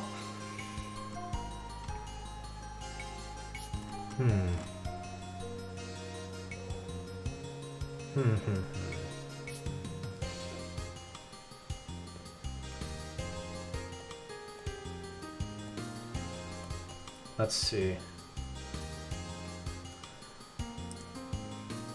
Includes another segment of life advice with Yig. Yeah. Yup. I mean, that's kind of like a lot of things, like why I wanted to become a VTuber too. Like, I like to just ramble. Like, I like to just ramble on things too. Let's see. And yeah, like, rambling is great, and like I get inspired. I get like inspired by like podcasts I listen to too, you know, or like you know, just to talk about like different, you know, like just to talk about different things. Okay, then, ooh, I think I like this one. Okay, I think I like this method here. There we go.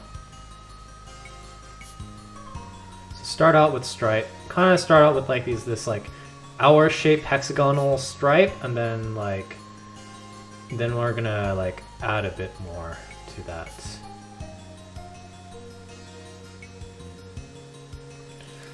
But actually, it's supposed to be lighter going in. It's supposed to be kind of like,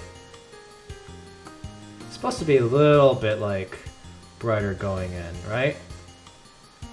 So let's do it this way, right? Then as you get far back, it gets darker. There we go. Yeah. Here we go. There we go. Then let's move that there. Then have it lighten up a bit. There we go. Yeah, that works. None of the snakes have to be exactly the same too.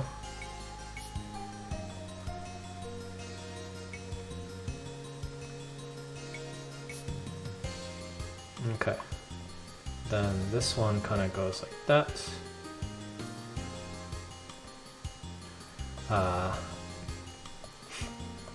But yeah, let's see. I can usually like ramble on about a lot of different things.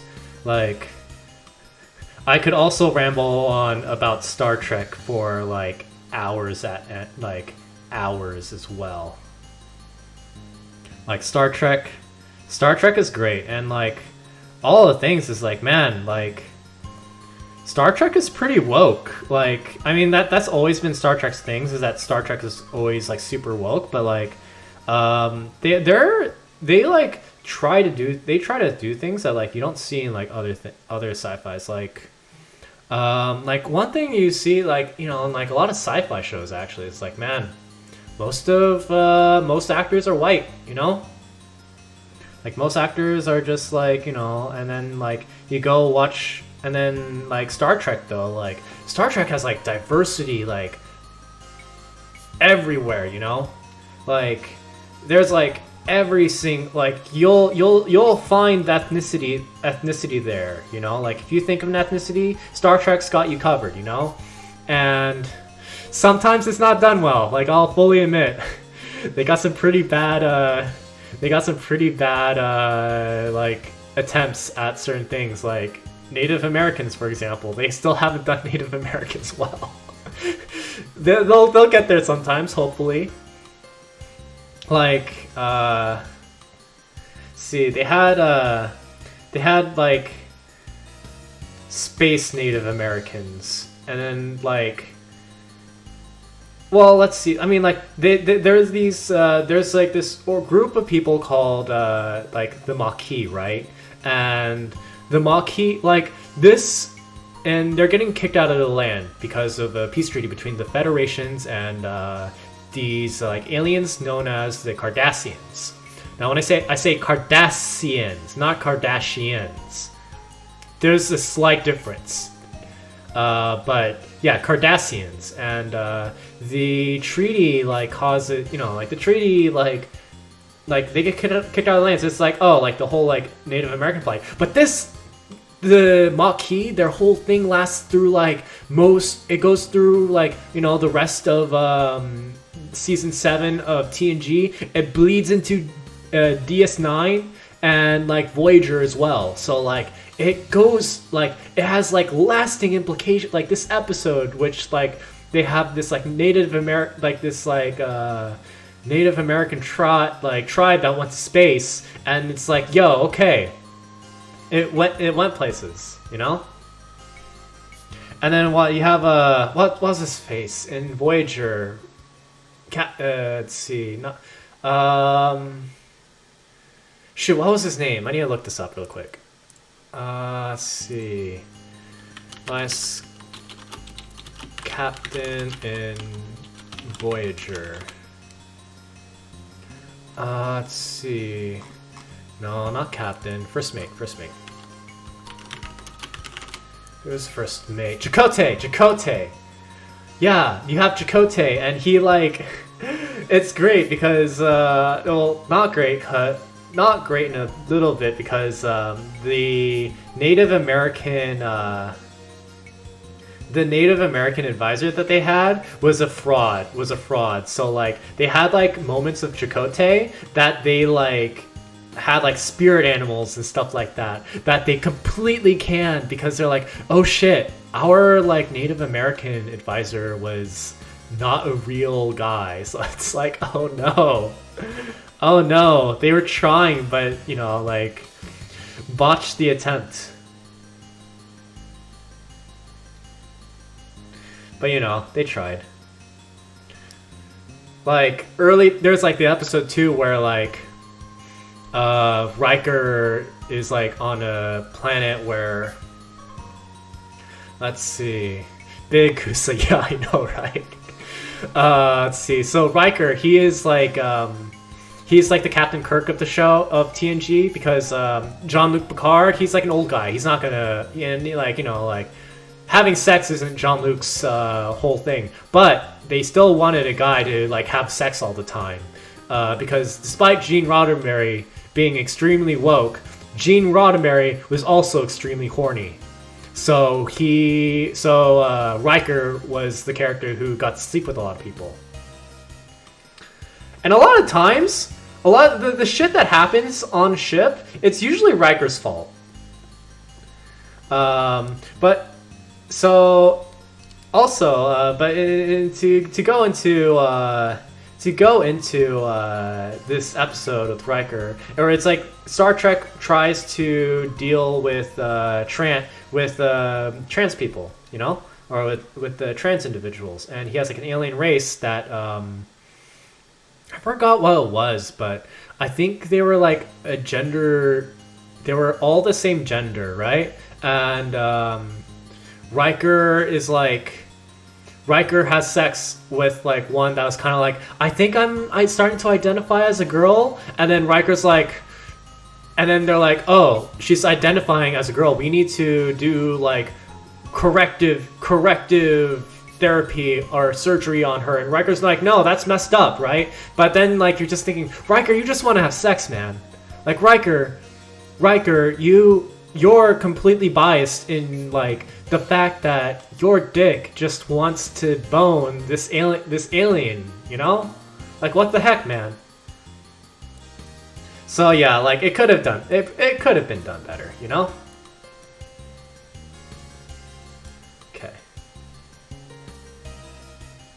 Let's see.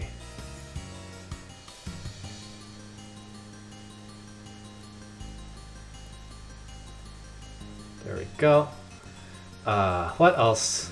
What other funny things about? Oh! There was an episode where Quark and DS9. Okay. So Quark has to negotiate like, so Quark is a Ferengi, and the Ferengi are like little like shitty aliens. They're hyper capitalistic. They're like, oh, we want money. We have the rules. It was like there are the rules of acquisitions, and like that should be underlined, italic, and bold. Yeah.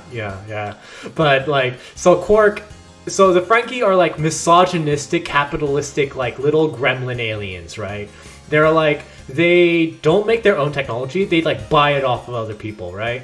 And they'll like pay for anything. Like, you visit a Ferengi, you gotta pay money to visit them, and it's just like, it's like a tax or something like that, right? And it's like part of their whole society. And they treat women well. Like, they're like their first introduction in TNG, where you first see them in the very first episode. These Ferengi are like, you clothe your females. How barbaric! You know, it's like, oh, these guys are crazy. And then like in DS9, they like do flesh out like the Ferengi culture, and it's actually pretty interesting. But yeah, like they're so misogynistic. But so the thing is that like the Ferengi leader is actually starting to be like, hey, for reasons. I won't get into all the reasons, but in case you want to watch DS9, which I highly do. So Quark is like, you know, the ruler of the Ferengi is like, Quark, I need your help to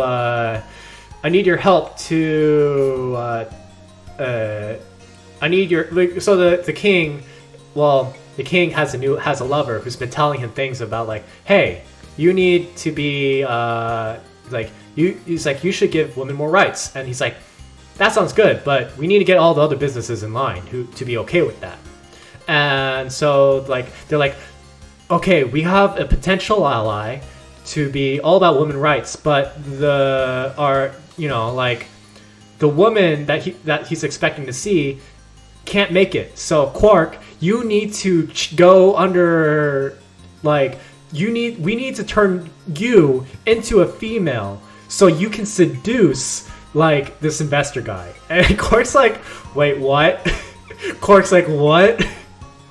Because Quark is like pure Ferengi. He does not want to have anything to do with like like woke values. He's like, I want to make money, you know?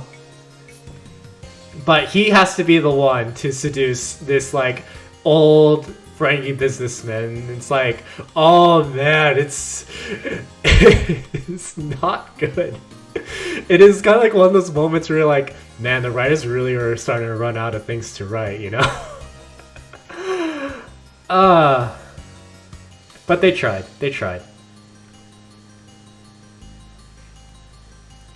Let's see.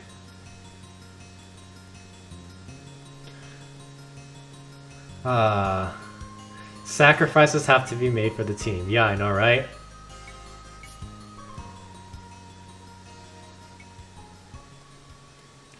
Let's see. Boop. Boop.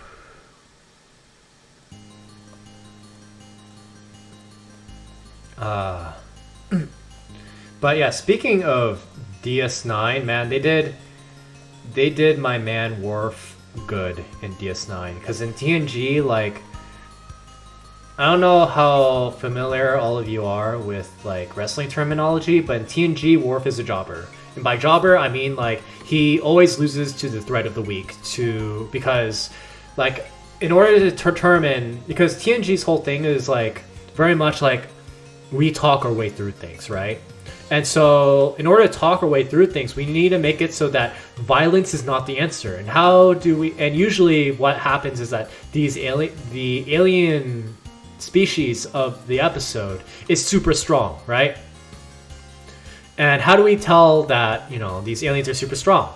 And in the original series, they would have red shirts die like every episode because that would be the ones to up the stakes. But they decided not to do that for TNG, and instead they just have the alien of the week throw Worf across the room, or like Like you can see like war failure compilations on YouTube, and you can see what I mean. And Worf is always the ones like, okay, we have an alien species, unknown, or this alien species is like our sworn enemy, like it is the enemy of the Federations. Can we at least like power up our weapons just in case, you know? And Picard's like, no, we cannot. We must speak with these people, you know?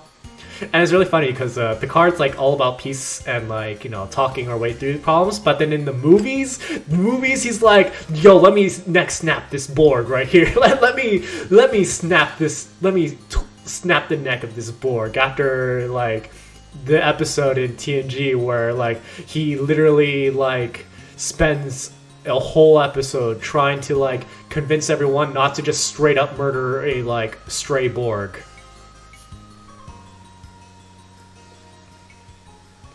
Oh yeah, and then like Picard, like Star Trek Picard is also really weird because it's so it is crazy violent. Like you don't usually watch Star Trek for violence, right? But like Star Trek Picard is like unnecessarily violent almost, you know? It's so weird. Like me being used to watching like Star Trek for like a while, and I'm like, okay, like, you know, like DS9 is violent and like Voyager has its moment of violence, but like I don't associate like the character Picard being okay with this. Violence as in big gun, go shoot. I'm talking about like guy getting his eyeball surgically removed and you are watching it. Like levels of violence. Or big gun make person go boom boom. like eviscerated and like blood everywhere. It's like crazy. And like I know like people like complain, it's like, oh, Star Trek doesn't want things to be flashy and exciting. It's like, no, but like there is, you can do like flashy exciting things, yeah, like almost Saw level of stuff, you know? And like they have like characters that like there's like a certain side character that gets introduced in Voyager, and then like when they appear and then like they essentially die. They die in like in Picard in like the most gruesome way like possible, right? Just so like another character like Seven of like it's so this character is like 7 of 9's like figurative son. Like it isn't her son, but she like raised this kid in Voyager and like a child, right? Like her own child. And in Picard, which takes place like many years like after like Voyager, you know, like I'd say like 10 years in the future, you know? So like this kid's not, or 20 years. So this kid's now an adult, and you just see him just get saw leveled of like mutilated. And you're like, oh no, he had so much potential. Like this kid was like a genius savant, and he was like, you know, he was like kind of naive. He was a little naive, right? And he was like, I want to do good. Like I want to join the Federation and like do good. And you're like, man, I'm like, man, you're like, I have a lot of hope for this character, you know? And then like in Picard, you're like, oh, I guess I shouldn't have had hoped, you know? Like it's crazy. Like I'm like, oh no. Yeah, so it can get a little bit much. It can get a little bit much. And like, yeah, modern Star Trek's just kind of like modern Star Trek. They kind of went like the edgy route with like modern Star Trek, you know, like Star Trek Discovery.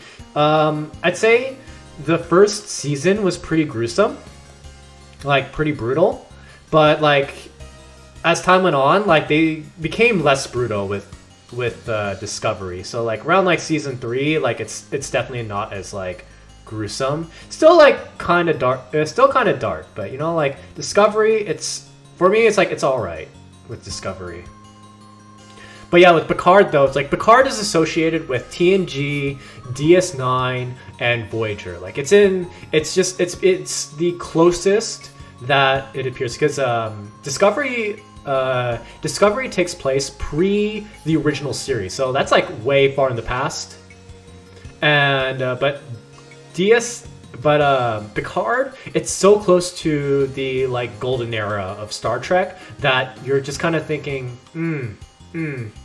it's changing what I loved about, like, what I really loved about like, you know, like older Star Trek, you know. And like and I watched I watched Star Trek during the pandemic, and it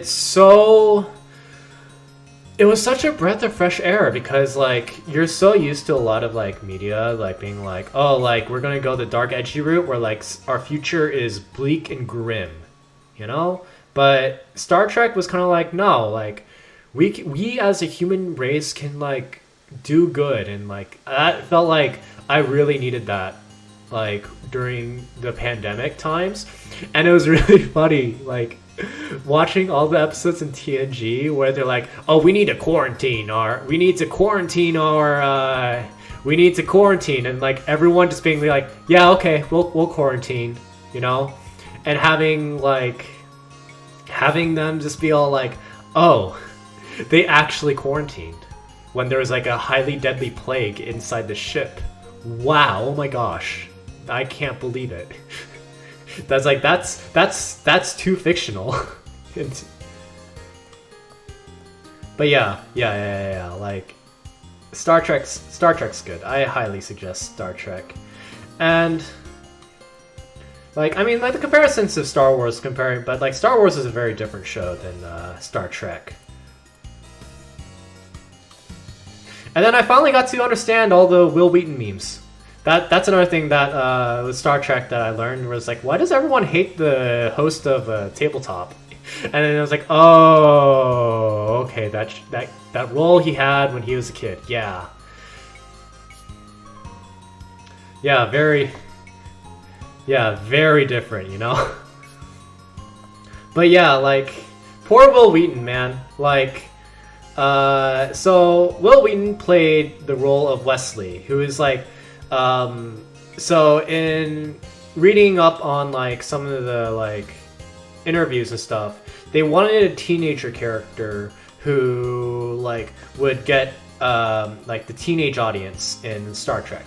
And so he's kind of like, he's like a teenager, but he's given the role of like acting ensign, as like, because he's like a talented kid. He's like super smart. He's like super talented and gifted, but he just kind of comes off as a Mary Sue, because like everyone loves him, you know. Everyone wants to give him the opportunities to join Starfleet, but it's kind of like, so like half the episodes of season 1 are about Wesley, and like you could have had episodes about like other members of the crew, and they changed it. Like they give other crew members a chance to shine in like later Star Trek episodes, like in later seasons. But season 1, it's like Wesley takes up half of it, and like it's like it's not that good, because like a lot of the episodes are like Wesley solves the problem of the week. And it's like, no one else could have solved it. It had to be Wesley. And like, Wesley's kind of like an asshole in terms of like the things. He's kind of like, oh, why don't you know about this like specific science thing, like science mumbo jumbo? Or you don't know the technical levels of these readings? And then like, you can tell, and like, the side character of the episode's like, this little shit. Like, oh my gosh, I want to punch him so hard. And the audience is like, yeah, please punch him. But then like Wesley ends up being right, and so the guy's like, I'm sorry for being for disagreeing with you, Wesley, even though that I am a Starfleet officer and I have like years of education. And then like, and the kid's like, yeah, I was right.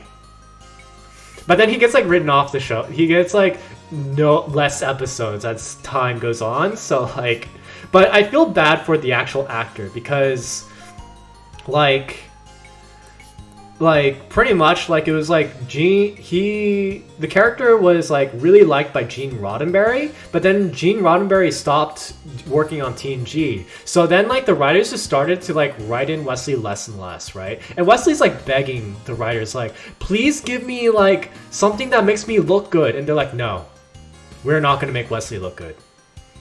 And so it's like he got the short end of the stick, and like Will Wheaton, the actor of Wesley, like he could not get like good roles for a long time because they're like, oh, you play Wesley? Wesley was shit. We don't want you to play our character. And so yeah, like it's like it's really rough. But Will Wheaton's a cool guy. I like Will Wheaton as like a person, but yeah, like Wesley. Oh boy, Wesley was kind of hard to deal with.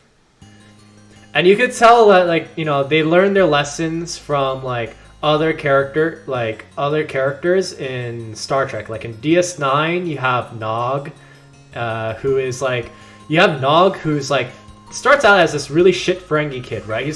He goes on a double date with like because Jake is he's the son of the captain in DS9, and Nog is the nephew of Quark, who's like the Ferengi, who's like the misogynistic capitalistic guys. But Nog starts off the series as a like really shit kid where like they go on a double date and he's like, female, chew my food for me, and then like everyone's looking at I pity child actors. Their name is forever pinned to the character they played. Yeah. But Nog goes from like, you know, like chew my food for me, being like this like scheming little like shit kid, to being like everyone's favorite character as the series goes on, because Nog is like, I want to join Starfleet, and he joins Starfleet, and he's like. And Starfleet's like the super, you know, like Starfleet's like the super elite, right? And so you go seeing this like kid who is like the shittiest kid to like making something of himself, right? And like being an underdog because everyone's like, ew, Ferengi, right? And he is like going like, oh, and everyone being like, yo, Nog is like the coolest, and like everyone is looking down on him, but he's like trying his best. He is trying his best to be the best Starfleet officer he can be. So yeah, it's and then you have Icheb in Icheb has the worst fate from Picard, like I just mentioned, but Icheb was also another thing of like, he's kind of like this gifted young kid who he's naive, but like he's smart, but like he doesn't outshine the main crew, and because like he's inexperienced, right? They really showcase that he is inexperienced, but he has the potential to do really good. And that's like the thing that they needed to do with Wesley. Like I really wish that like they could have done Wesley well, you know?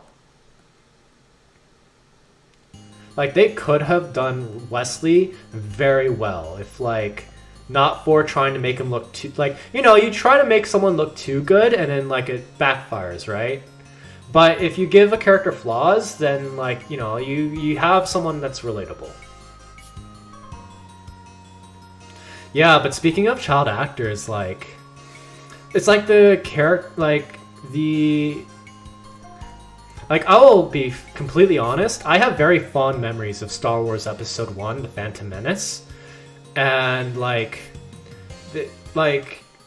the actor for Anakin, like I feel really bad for him because like he essentially like got made fun of in school for like his role, and like he ended up just hating Star Wars and just like ended up like getting into drugs, and like it was so sad to hear like what happened to him, you know? And yeah, like child actors have it rough. Like child actors really need to be like protected in like Hollywood, and you know, like there's like so much drugs going on in like Hollywood. It's crazy. Like you hear what happened to Dorothy from Wizard of Oz, and they're just like, well, we're doing like these like 6-hour shoots, like how, and a kid's not gonna have this, you know, like how are we gonna make a kid like be able to handle this like these long shoots? I guess give her cocaine. It's like, what the heck? What the heck, Hollywood?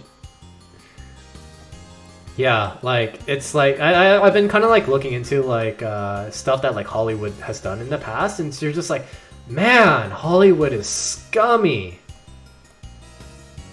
And you know, like, how they like kind of like snub certain things and like they snub like animation during like the Emmys or the Grammys or whatever. You know, it's like, come on. Yeah, Hollywood is rough. Is like rough to read about because you just read up on like all the like stuff that happened. You know, all the stuff that happened in Hollywood, and it's kind of gross.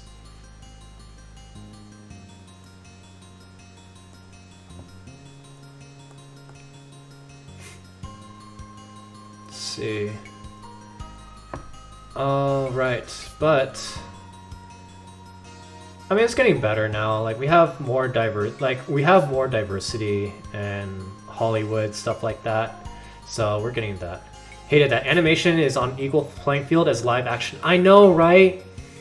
And actually, like, you're getting into the point where, like, you know, we're getting like actual like motion cap. So like, there is acting in like movie, like there is like a live action component in animation, and like it's super hardcore snub too. Like I really wish that animation got like better respect, and not only that, like I wish that like Hollywood would like look overseas more, right? Like I remember the year Your Name got like an international release and being like, okay, like Your Name should definitely be on this list, but it wasn't. And it was like, so, but like Boss Baby was something silly like that. You're like, wow, really, Boss Baby over like this actual piece of art? Yeah, that's crazy. And then like, you know that like the judges don't like watch everything, you know? And so like I understand like the video game awards, why like, you know, it's a little bit harder to like, it's harder to like play all the video games that get nominated, right?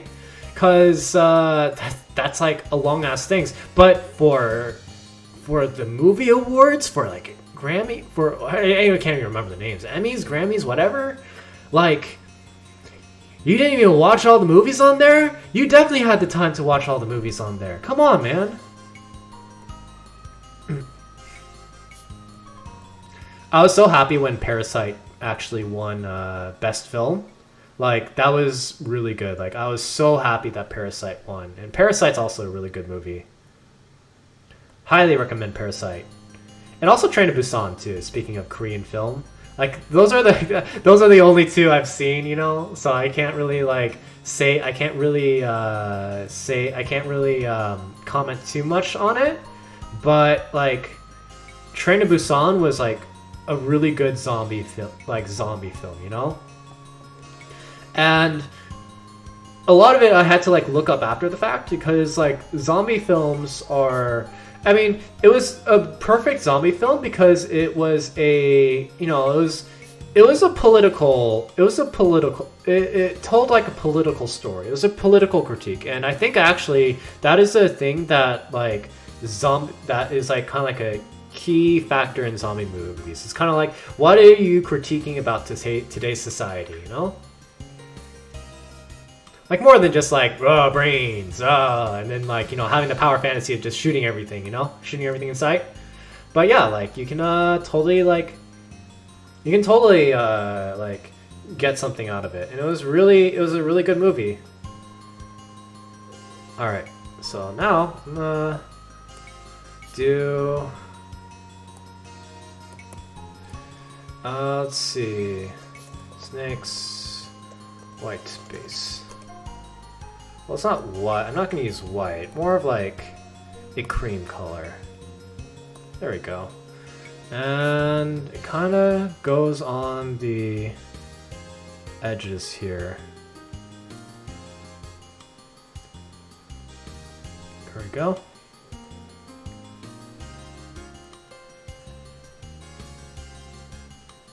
There we go.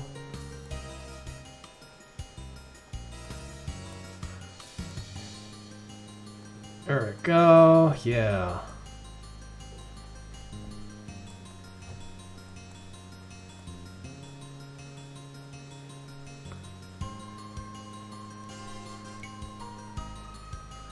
Let's see, is that how it works? Kind of.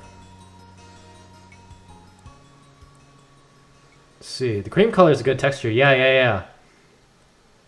Kind of have to do it for these snake, you know, like for this snake, you know, for the snake hair, you know?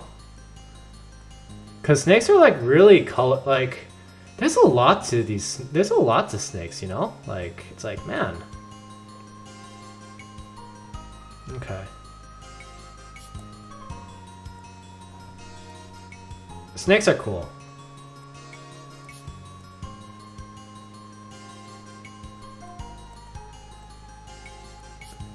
There we go.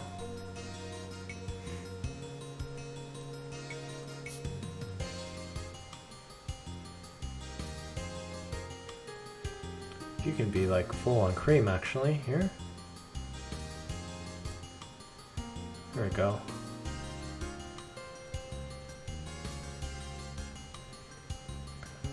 Let's see.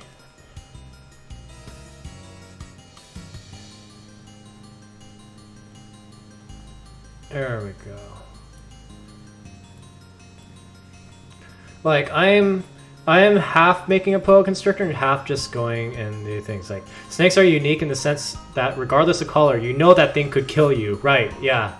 Exactly. Except for the ones I can't. Except for the ones that are just like, I could kill you. Or I could poop myself. There's that one like, I think I mentioned this last time, but there's that one like garden snake that like, his whole gimmick is that he looks kind of like a rattlesnake.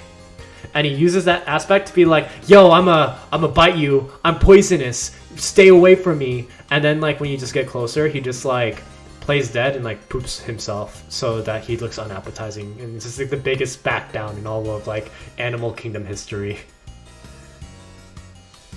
Okay. Let's see. I think I'm not poison boy, but I am fast boy. Yeah. That's another thing too. Like snakes are cool. Like just like the variety they do. Like boa constrictors are just like grapplers who are just like, I'm gonna just choke you out, man. They're just like, yeah, buddy, I'm just gonna choke you out, and you can't do anything about it.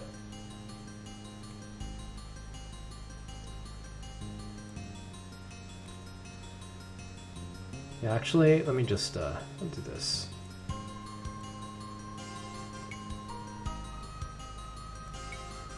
There we go.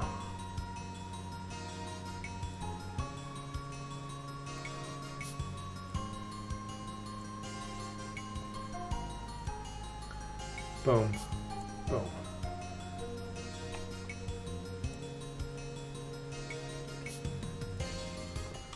Let's see. There we go.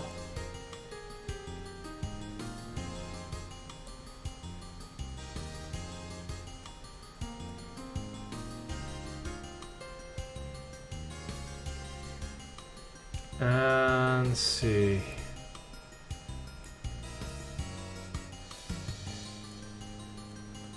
Okay. There we go.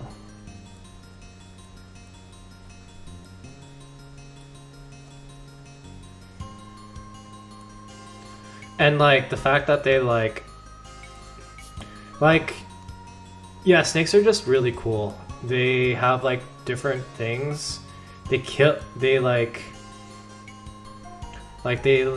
digestive system, the fact that they have like so many like different senses that like involve like just their skin, it's still cool.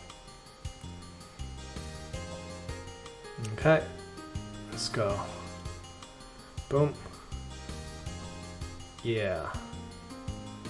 Oops. Nope, don't want you to do that. Okay, and then these snakes here.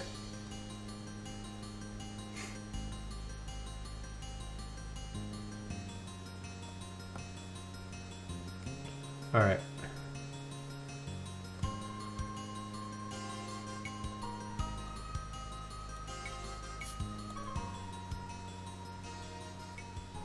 Then move that there, move that there, move that there, move that there. Okay, then you're good. Here, here, here, here.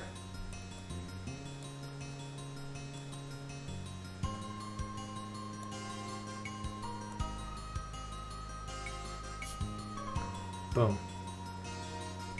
Cool. And let's go for... Oops, come on. Alright. Let's go for an orange color here. There we go.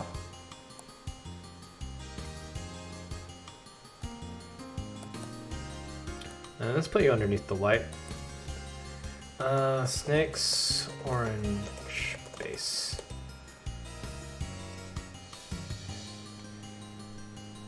And pen. Let's see, maybe a darker orange bit. There we go. Let's see how that looks. Ooh, that's good. That's good.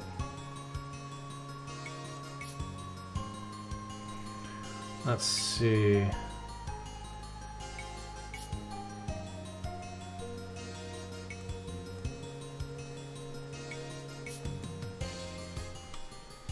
There we go.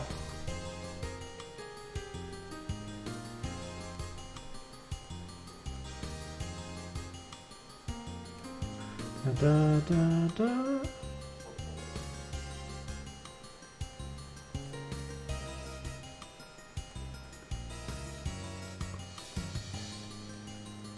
This is something you see kind of closer towards the boa constrictor's tail, like this orange color. So I think I'll just take it where there you have these big brown colors here. There we go.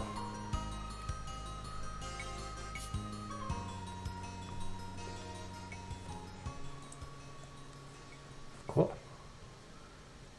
Here we go.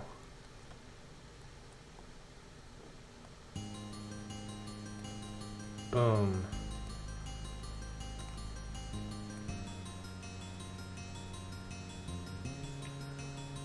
There we go. Let's do it here.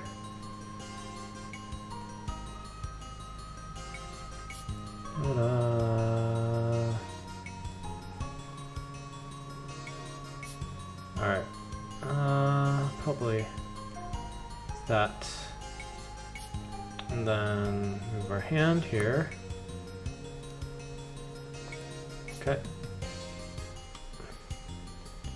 That. Kind of color you in here.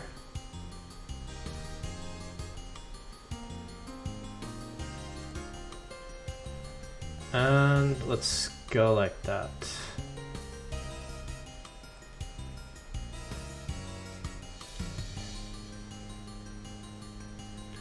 Boom. All right, let's move.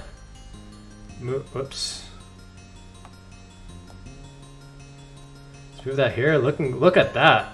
Look at this. Look at those snakes. Ah! There we go. Look at that snake design. Oh, that's a good snake. I'm proud of this. I think I spent maybe like there we go. Look at this. Oh, this looks so good. Oh man. Oh, I haven't done anything like this ever, too. Like, it's really cool. This is really cool. Oh, wait. Missing a bit more here. Mostly just so you can, like, kind of tell more of, like, the differentiation between those two. There we go. There we go. Yeah, man. That was such a good... This is... I'm really proud of this. Let's see. Now to let me add some snake color. Let me just color their eyes real bit. Okay. Let's see. Just it's gonna be on type of that. Snake's eyes base. Cool.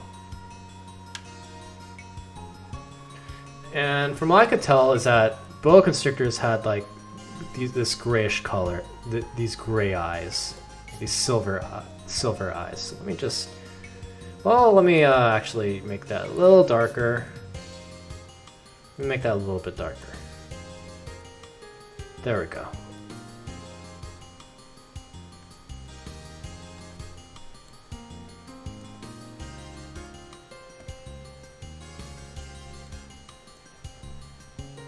Oops.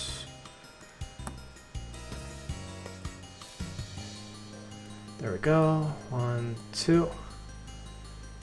And then pen. Oops. That's not what I wanted. Then pen. 1, 2. Pen. 1, 2. Pen. 1, 2, and then let me erase you.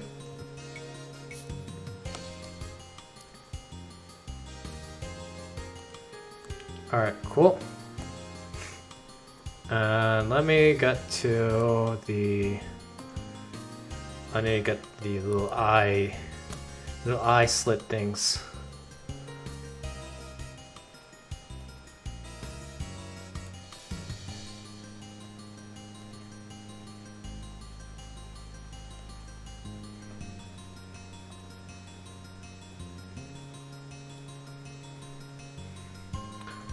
Let me just kind of draw these really quick.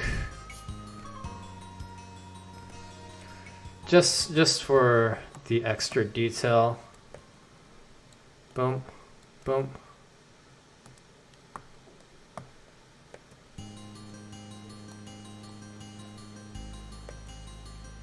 And here we go. Slot, slot, slot, slit.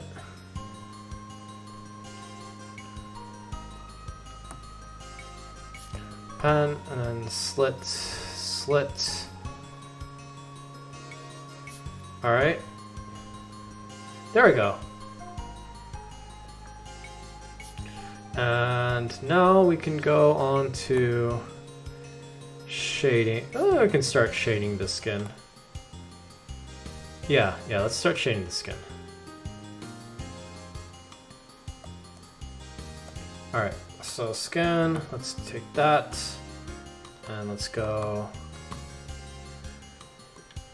kind of a darker color. Let's do shadow. Where's the skin base? Here we go. I'm not looking forward to figuring out what I'm gonna do with like shading with these snakes.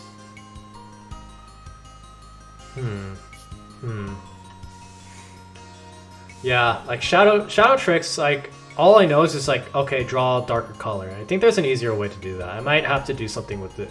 Might have to try a different trick out with the snakes. But yeah, we'll see. We'll see. But for now, skin shadow. Shadow. And I think I'm gonna use, I forgot what pen I used. I think I used gouache, and then yeah, I think I just used a gouache for this. There we go. Yeah, the snakes are gonna be tricky. I think I could do, I'm not too experienced with like shading, but I think I could just like put in like a shadow, like you know, like on the top, just like have a very low opacity shadow layer. It's just like the shading isn't going to be as like pronounced is like when I do it this way. Let's see.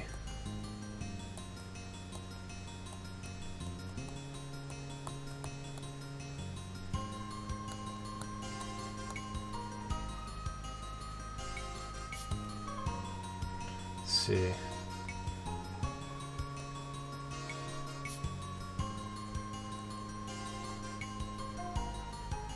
Okay.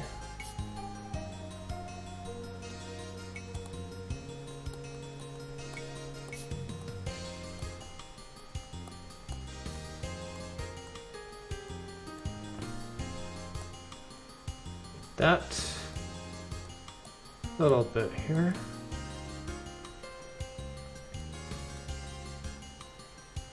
Okay, and then kind of just blur it a bit.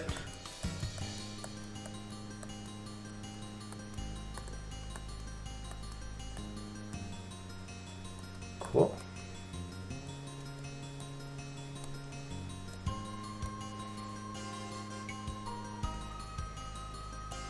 There we go. Let me go with the look at the eyes. Let's see. Where's the line art for you? Eyebrow line art. Where's the eyeliner? Okay, cool. Let me get a small. Let me shrink the size of this eraser. Oops. Eraser, where are you at? Let's do 17. Ooh. 12 maybe. Let's check that out. There we go. Oh, there. Eyeliner. There we go.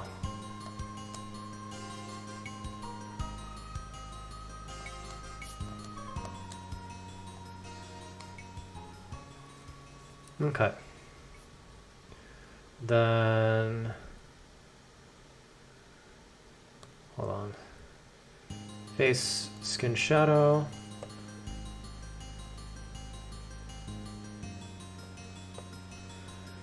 Brush. Here we go.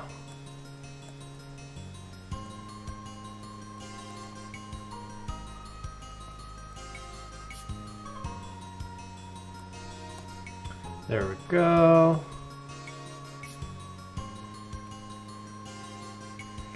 And let me just check out how much this is. All right. Let's kind of go towards here. Get.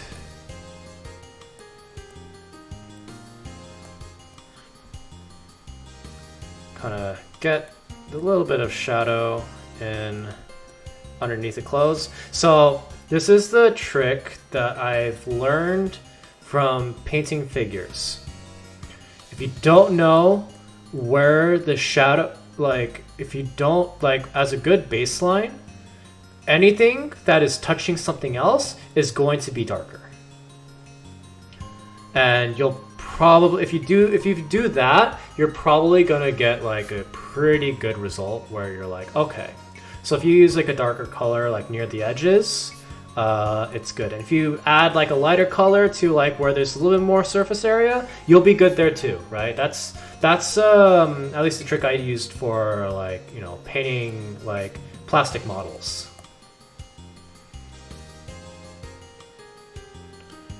Okay.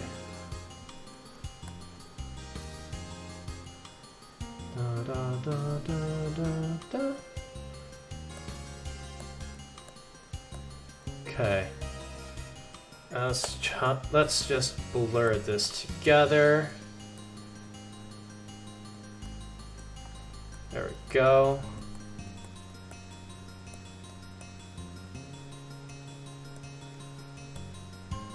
In the 40K industry, it's also known as using Nuln Oil, but don't use too much Nuln Oil because like you're gonna get a really shiny figure when you do that, like overly shiny. Okay, I think I can make do with kind of doing a brush on the side. There we go. We'll erase that a bit. And J. There we go.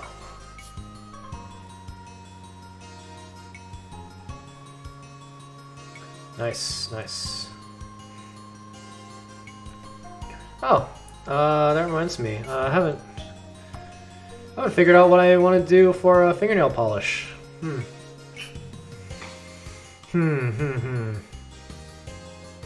I think I might go with yellow again. Or red. Let me zoom out really quick. Oops. Let me zoom out.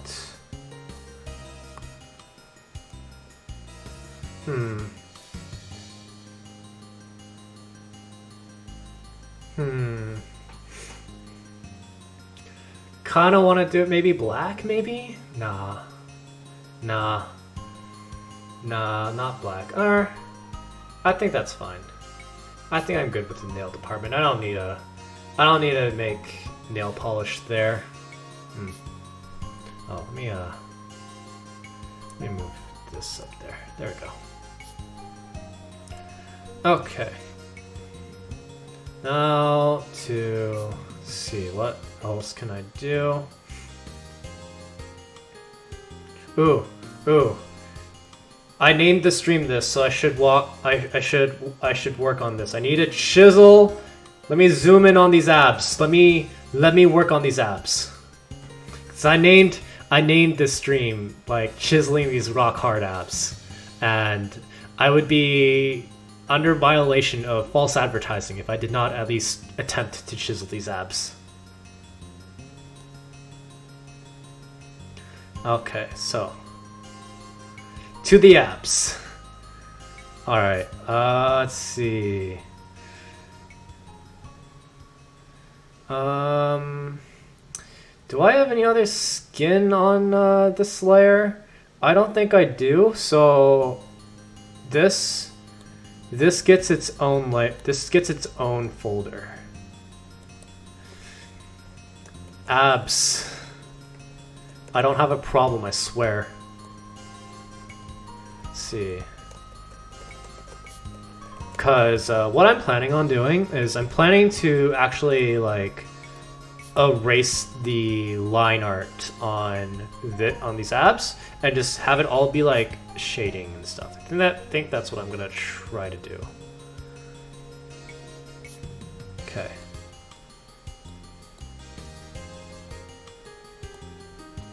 All right. Or I think G pen would be better. Yeah, G pen's gonna be better for this. Let me make it thicker.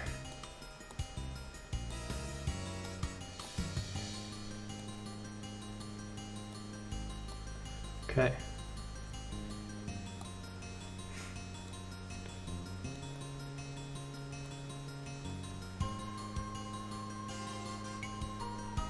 Then we draw right here.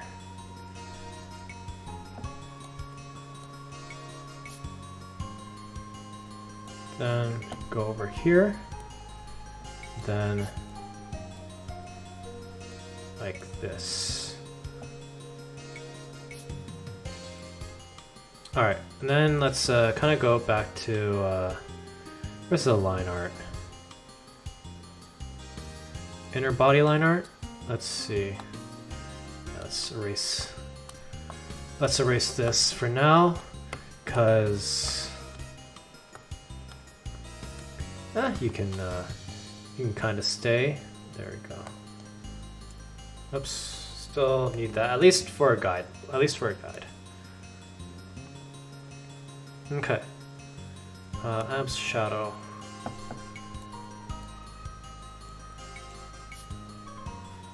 Okay. All right. And then kind of like there's a little bit more of a shadow towards like the little edges here.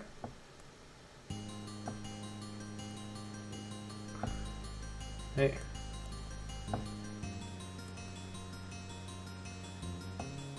All right. What if I decrease the opacity a bit?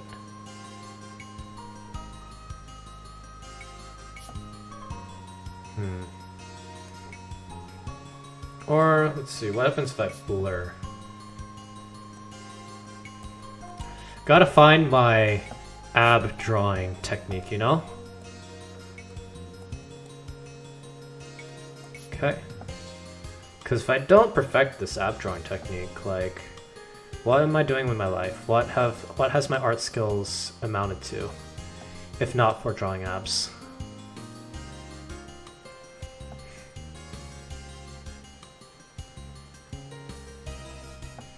There we go.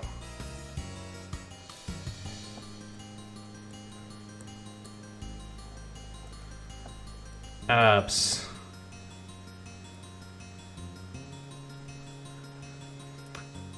This, I'm like, if I spend a whole hour on just the abs, like, I think there might be something wrong with me. There we go.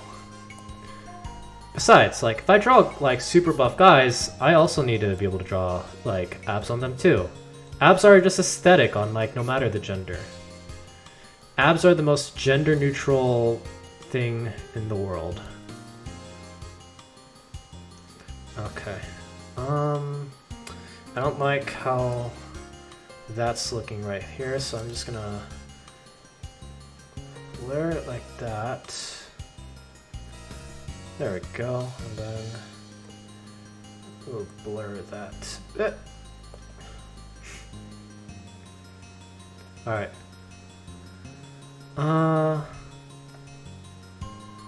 Let's see. I need reference pics.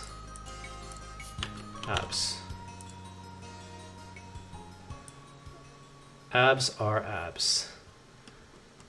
Okay, so Cause it's not just like, you know, the six-pack. It's everything around. It's the core. The core is important too, right? So, all right. Got a little bit of definition there.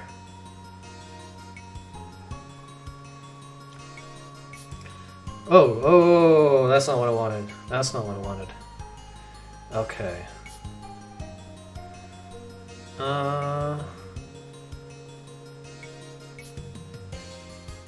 Okay.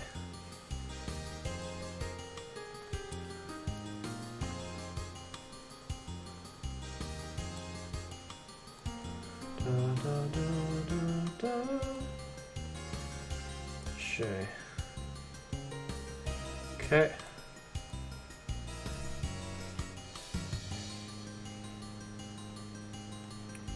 All right, and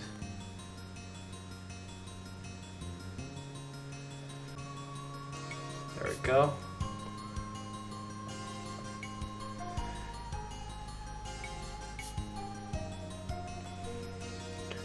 I zoom out. How's this look? Ooh, that looks good. Look at those abs. I might have them lopsided because my canvas is tilted, but that looks pretty good.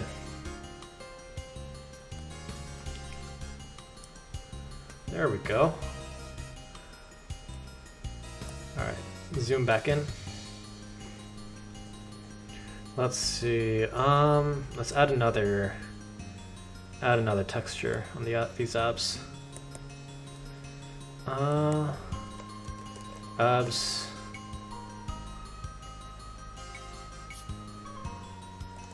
Texture. You best know that I'm going to also give these abs a highlight as well later on. Oh boy. Okay. Let's do the squash pen. Or let's see here. Yeah.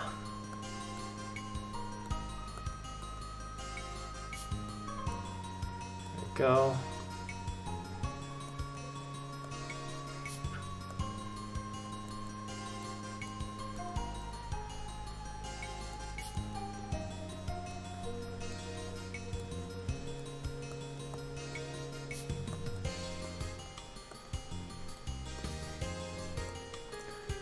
Yeah, there we go.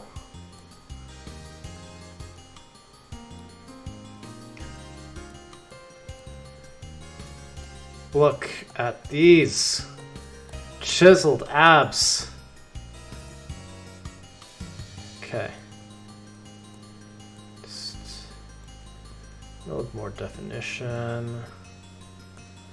Okay, let me blur that a bit.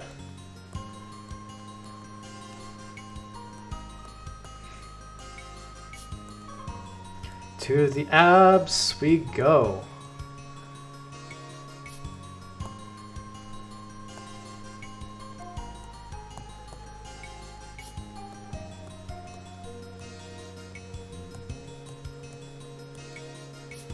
Okay.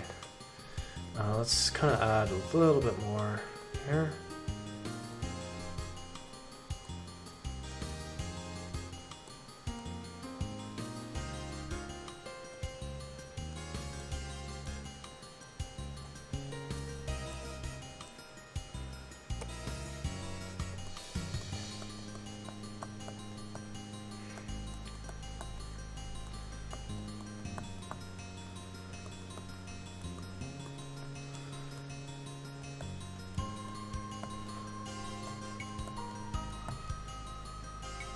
Go.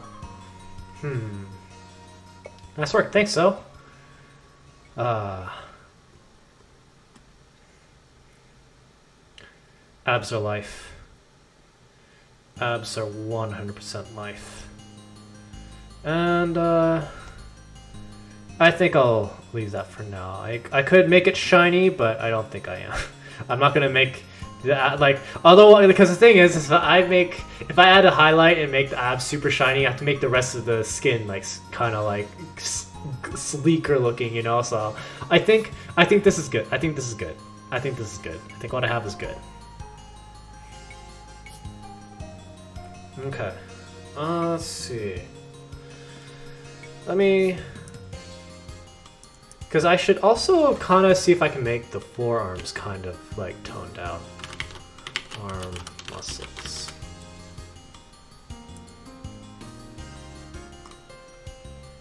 Because this is kind of like what we can get like out of these shadows is just kind of like, let's see, arms liner, arm skin. Let's go with arms muscle shadow. Oops.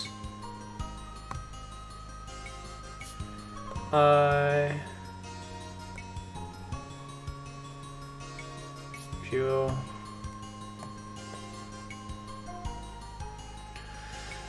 All right, so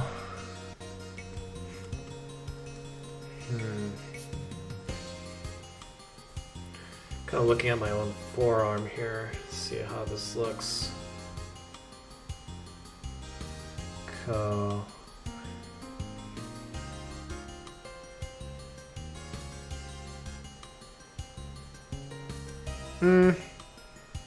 I think I'm good. There we go.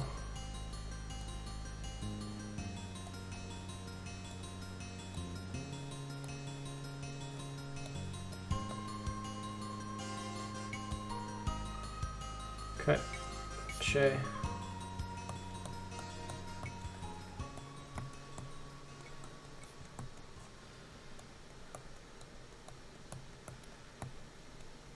There we go.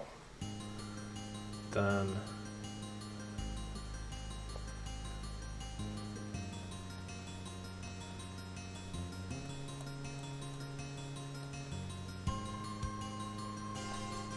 All right.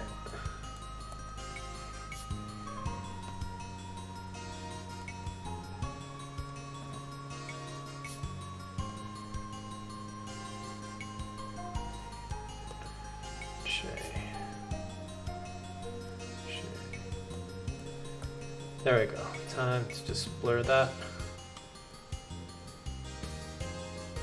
Oops.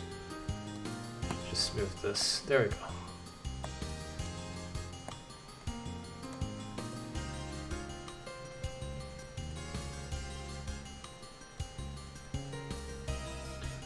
Go.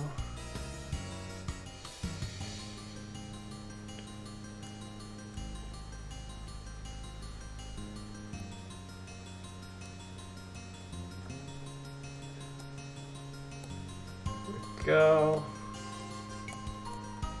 Then kind of blur this out. Blur it.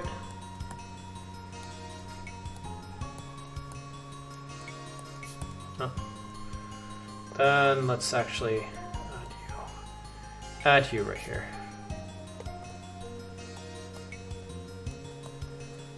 All right. Whew. Okay.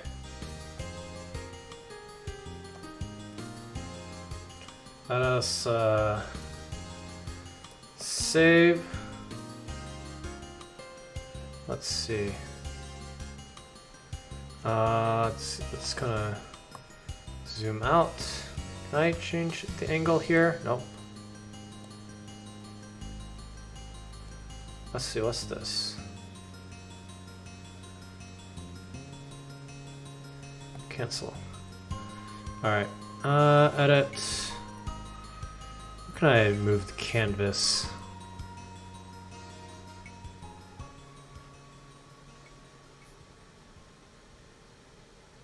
Transform.